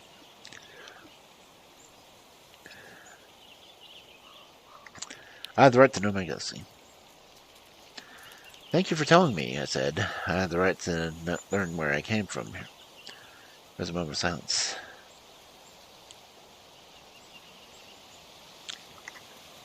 I need to know a lot more. I wanted to learn more about the tribes and find an option that could really resonate with who I was.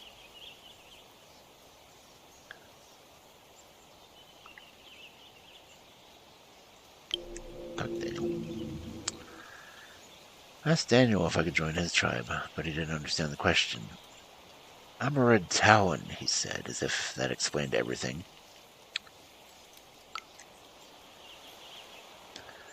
What are the Red Talons? I asked Daniel.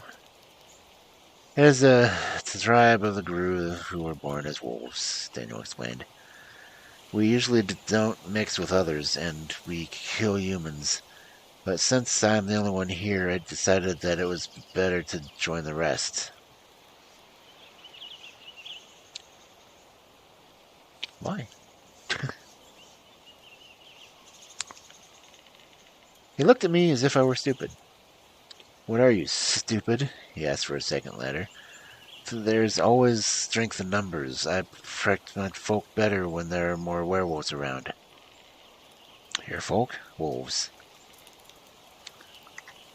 I'm gonna ask him.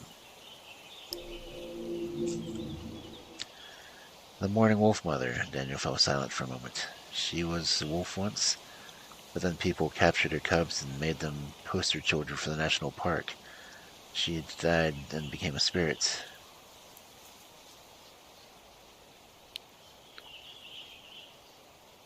It's impossible, I said. She must be older. Much, much older. Daniel looked up and shrugged. If you say so, he answered. I still like her. She knows what it means to be a wolf. Yeah, I'm starting to understand the boy. Daniel sniffed the air. His nostrils moved in every human way. I looked enthralled. Was he a wolf? Are you a wolf? I asked. He made a face. We all are.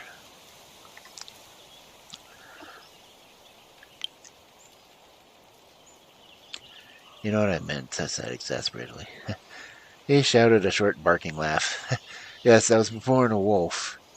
And then when it turned out I was not only a wolf, I was disgusted, going around on two legs, soft and helpless. Who really wants that?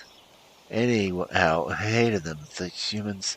But Lisa comes one day and she talks to me and brings me to Olga, and I think, well, they're not all humans. He sniffed on the wind again. But besides, keep your friends close and enemies closer. Good point. Thanks. Talk to Kim. Kim told me a lot about bone gnawers, urban werewolves fighting for the disadvantaged and the marginalized, the children of the rats. Okay. Oh, Kim's story. I'm losing so much willpower. It was always about prejudice, said Kim when I asked her story. So, I asked you about how you became a werewolf, I clarified. Patience, darling, Kim waved a finger at me. I've seen it all, I was born on the day when the Berlin Wall was constructed, and half of my family was cut out. They look somber. I ran away from home when I was 13 and hung out with some really weird crowd at the zoo station. Zoo station? I think I read that book. It was a memoir of a homeless teenager with a drug addict.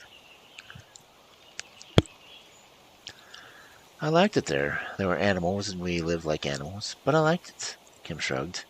You see, I always knew I was a werewolf. My family was full of them. I went through everything you could imagine. Punk rock, Berlin squats, drug dealing, gay clubs, you name it, I was there. Kim sounds fun. I nodded, and Kim continued her story. And there was always some sad prejudiced pricks. Prejudice is the worst shit. And all those little constructs in their brains that poison everything they do. Do you really have a rat as a tribe patron? I asked. Sure we do, Kim answered. And it's a very good patron. Resilient. You want to be like the rat, always managing, always afloat. And this shit here, they gestured around, this shit comes from prejudice, and from exclusion, and from greed. Take greed and prejudice away, and 90% of the world's problems are solved. True. Smart rats. They sighed heavily.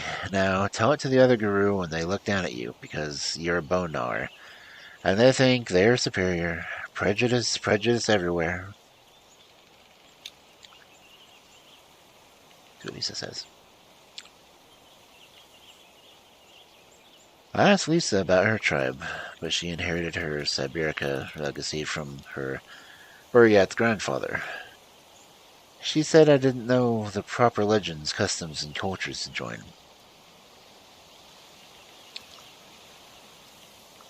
I asked her about the wolf mama. What about the morning wolf mother? I asked.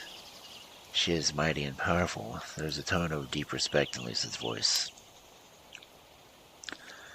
Tell me more, I asked. She is old, very old.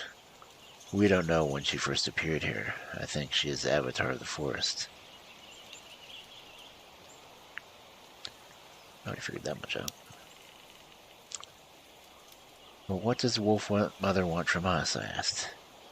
I keep asking myself the same question, Lisa halted, looking for words. She knows how to find her way to people's heads. Lisa looked at me for a moment, deciding what to say next. I respect her, but sometimes I think she gets into Olga's head too much. Olga lets her in, and the wolf pushes. And I don't know, maybe it's the right way to do things now.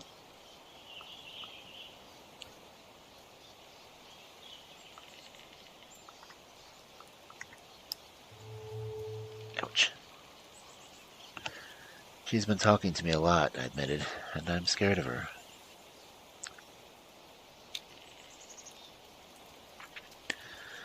How did you become a werewolf? I asked Lisa. My grandpa saw that I had soul of a wolf and started teaching me about the spirit world. She looked at me with her violet eyes. Ooh, she's got violet eyes. So hot. When the time was right, he guided me through the change.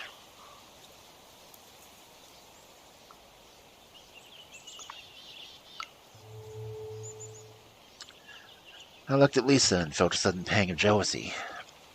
I wish my grandpa had been here for me, I growled. I guess he didn't care.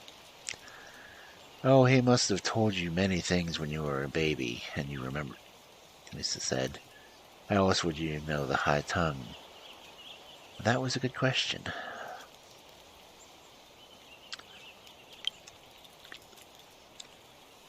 So, I asked, not sure how to approach the topic.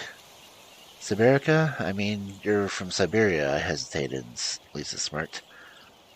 But the tribe name reminds me of something.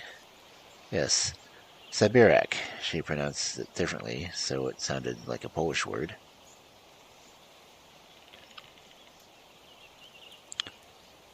I don't know, I haven't heard of it before. I'm sure I've heard of it before, I said, in a different context. In Siberia, it means someone from Siberia, but in Polish, it has its own very specific meaning. Lisa explained. It's a word for political prisoners exiled to Siberia. and there were tens of thousands of them.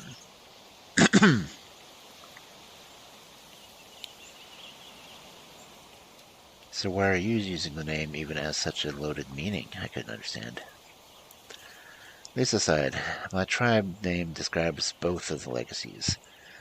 My granny was a political exile, and my grandpa was a Siberian indigenous.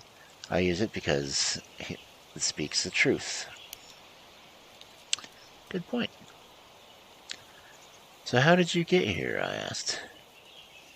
Well, my grandfather was the old tribe, from up north, proper north, Siberian. Her voice was trembling, but we are spread around the world now because the old Siberia is gone, melted and rotting. Well, I came here in search of a better life. Through the forest, illegal, I still wait for my papers to be sorted. Beano in England. Aren't you afraid they'll catch you? You are not, I searched for words. You're not exactly hiding, I said finally. Nah, Lisa shrugged. You know, I do things here and there. Help with the tourists, help with the forest. And my moonshine is the best in the province. Besides, I made a pact with the spirits. They watch over me and distract people when they get too nosy. Nice. Thanks. That was all I needed to know at the moment.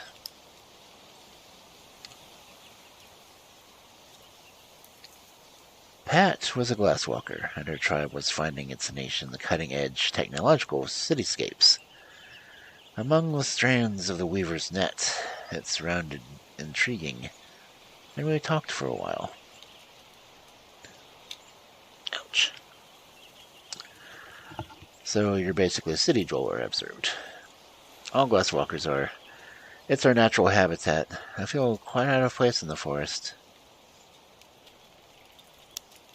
But the Pushkas are home. Why? I couldn't understand. The Pushkas are home. It may be your home, she said. And suddenly I realized we had less in common than I thought. I'm more of a city girl, she added. We use the weaver to fight the worm, and the forest is not the weaver's domain. And I happen to be quite fond of humanity. They have great potential.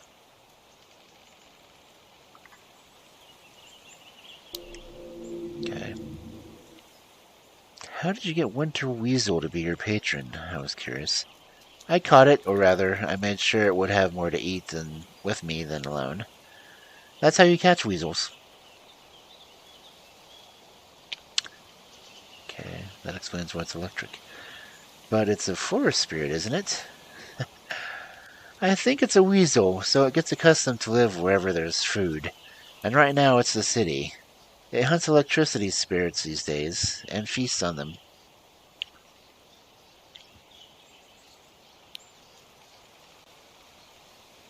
I wouldn't take you for a werewolf, you know, I said to Pat. She snorted. Why?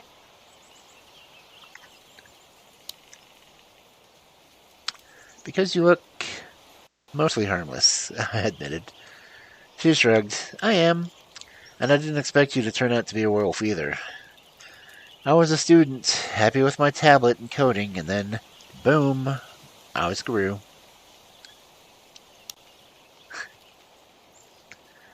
How did you meet the Colonel? I was curious. I was in his first pack, and we were both hanging out with the hacktivist crowd back then. When things went south and he disappeared, I found him. Damn. I don't have the willpower to ask. Freaking A. Damn it. How? I asked. Pat rolls her eyes. Girl, please. I'm a tech nerd. So I found him and talked him into coming back.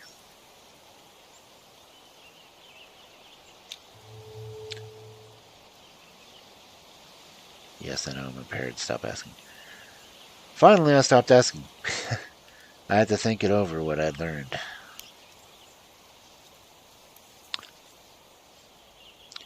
But I was too exhausted to bug them with personal questions. One thing is bugging me, I said. Why are there so many of you here? Suddenly, everywhere in Balowitz, there was werewolf. Or what? You know nothing, cub, Olga laughed bitterly. A mere century ago, there were dozens of packs in these forests. But none of the old guard survives the 90s, Lisa shook her head. I had to start from scratch. Till you showed up, there were only 6 of us, and the 3 of us were not even local, Colonel pointed out. 2 packs too small for their own good. Anyway, before you're admitted to a tribe, you need to prove yourself. Prove myself? I was shocked. Hadn't I proven myself enough?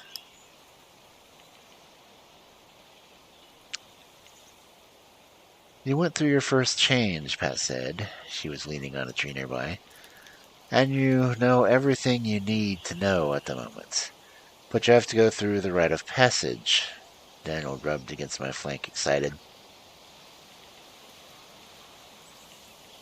That's just kinky and wrong, but kind of cool. A vision quest, Kim winked at me. And since we don't have time for tests, you need to solve a real problem, Olga stepped in. Namely, we want you to find a way to end this logging problem, Colonel said. So how would you like to do it? They looked at me with anticipation. I took my time, enjoying the moment. My body was buzzing with electricity, ready to shift shape on the slightest sign of danger. My mind was clear. I knew exactly what I wanted to do.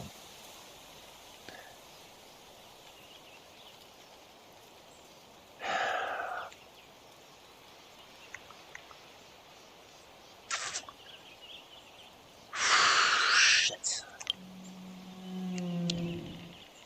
People need to see what's happening to Gaia and feel her pain, I decided. We have to wake up the spirits.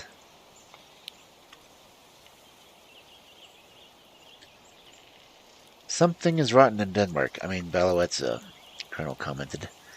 And I think we should find and neutralize local forces that support the logging.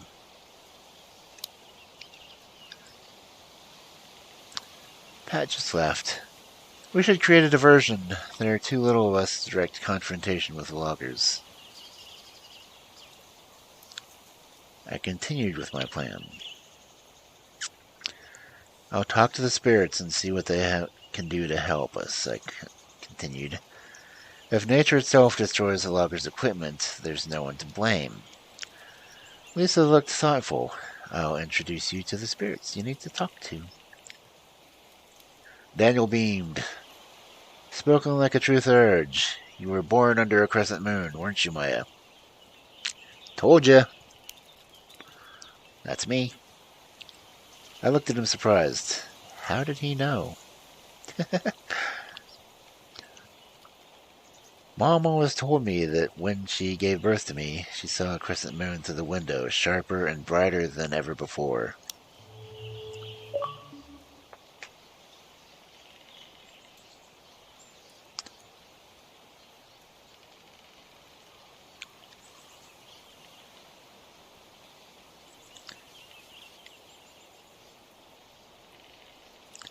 It's my nature. I can't get away from it, even in a freaking game.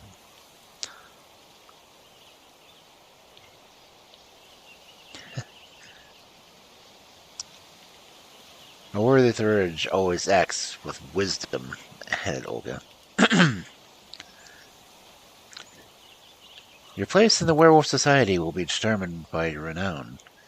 You can earn glory through defeating mighty enemies and succeeding in dangerous quests.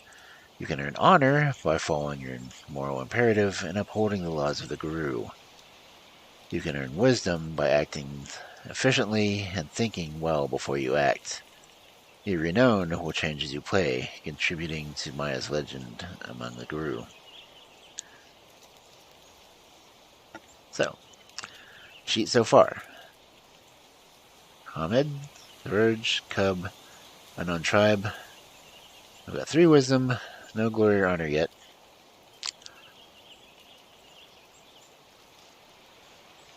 And it is after midnight. I'm not sure if I want to continue or close out for the night. Let's get to the next night and I'll shut off there, okay? Cool. No pressure at all. Olga must have sensed my confusion. Oh shit. Come on, we have a lot to discuss. She patted my shoulder, and we have to find your phone and wallet. I nodded and followed her. I had to tie up loose ends of my old life.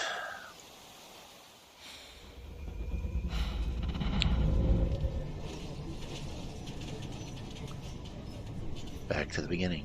Shit. I'm sitting on a bus, the sun streaming through the windows, making it hard to see. The narrow road cuts through the horse. My mind wanders. I remember doing something important, walking among the trees, looking for something, losing something I loved, gaining something unwanted. But then I'm fully awake, and the memories scatter away. We're almost there, says Anya. I did some searching, and she looks at me over her phone. This place is amazing, the last primordial forests in Europe. I'm now excited to be here. I know, right? I smile. I can't. I'm unable to finish what I start.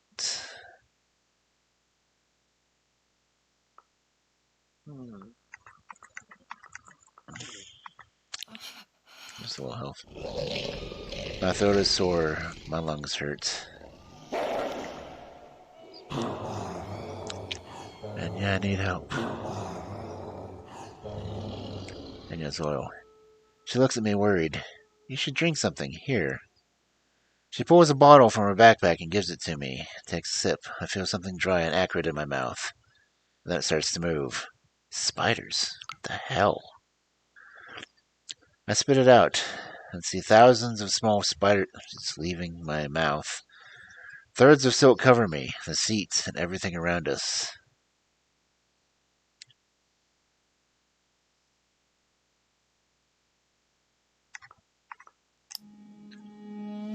Try to fight them, but they're too small and there are too many of them. After a few seconds, I'm covered in cobwebs, unable to move. I hear a hiss. Then a long, dark, bloody shape comes out of Anya's eye sockets, pushing the eye out. A black snake that reeks of rotten meats, acid, and oil. Don't fight me. You're already mine, it says. Just like your grandpa. Then it kisses me.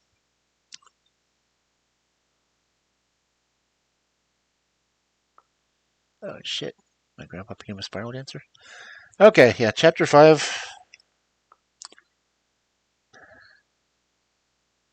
Oh, man, we're 75% of the way through it.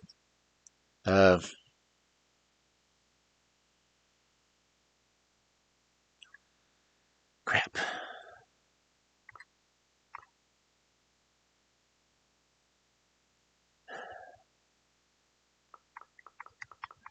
Anyone there?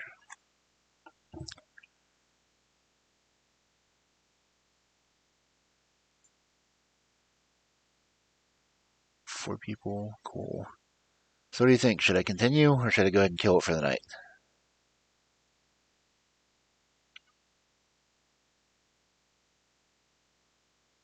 And we're at 3.5 hours right now.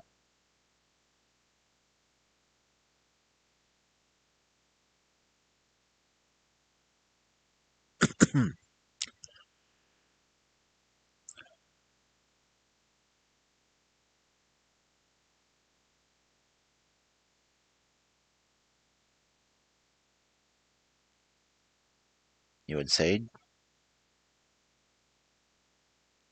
I'm not really tired, because, the story's intriguing, but I've got a snoring cat next to me, too.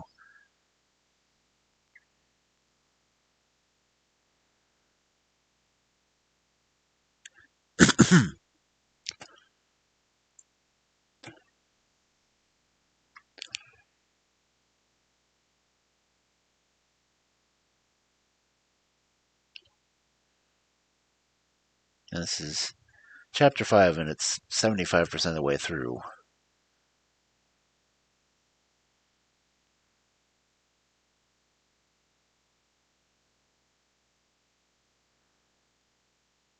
Made it through 4 chapters in 3.5 hours.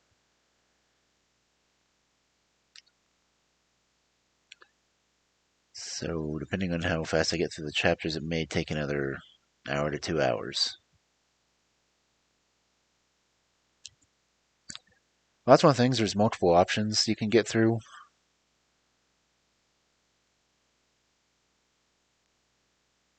And this is really my first run through of it, so I could have probably killed myself sooner if I had done bad choices.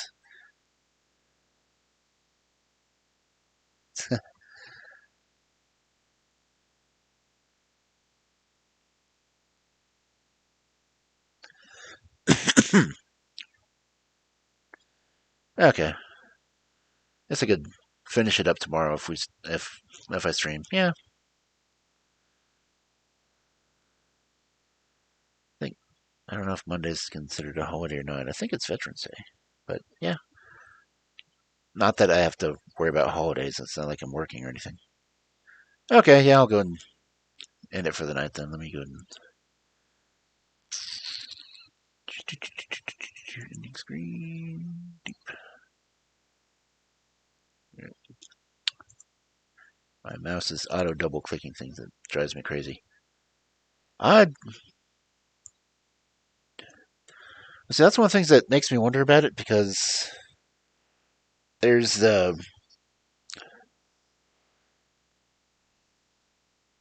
because Monday's Remembrance Day, I think, but that's not a U.S. holiday. I think I don't know. I can't keep track of holidays anymore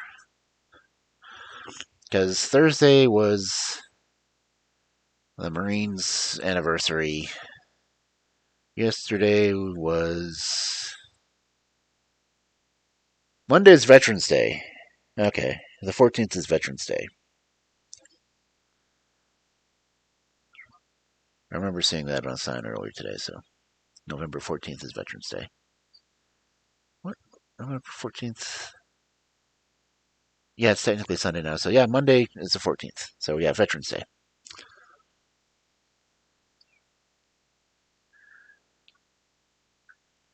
So yeah, I guess that means I'll save it for the next day.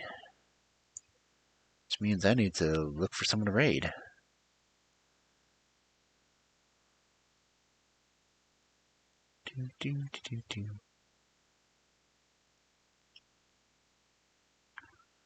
Who is on?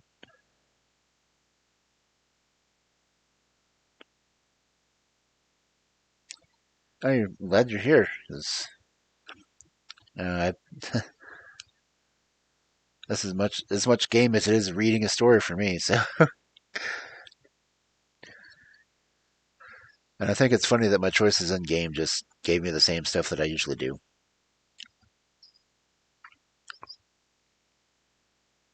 Because by game standards, and like if you go by the auspices of being born under a crescent moon, well, I was born under a crescent moon, so I would be a third. But anyway, who is on to raid? Oh, and it's so weird that people raided me that I just had their windows open, didn't think about it. Okay. This is closed.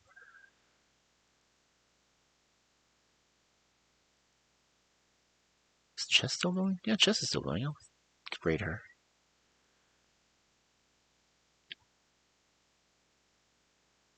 I think I will.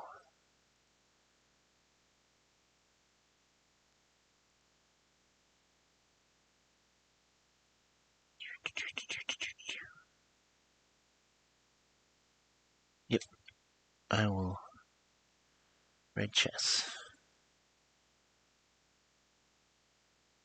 Get her window open again because for some reason I closed it. Okay, and raid.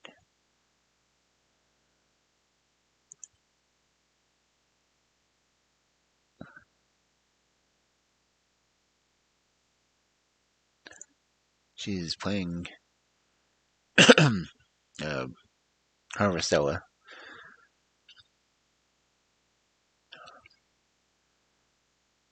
Cool. I don't think I've ever used the actual stuff on Twitch to preview what's going on.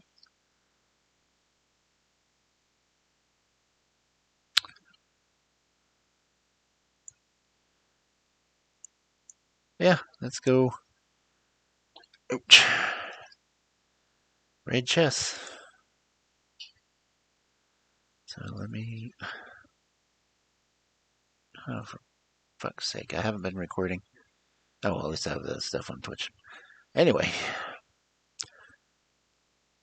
have a good night, everyone, and I don't have a raid message or anything, so you'll just head over there. Have a good evening, everyone, and thank you for coming in. Have a good night.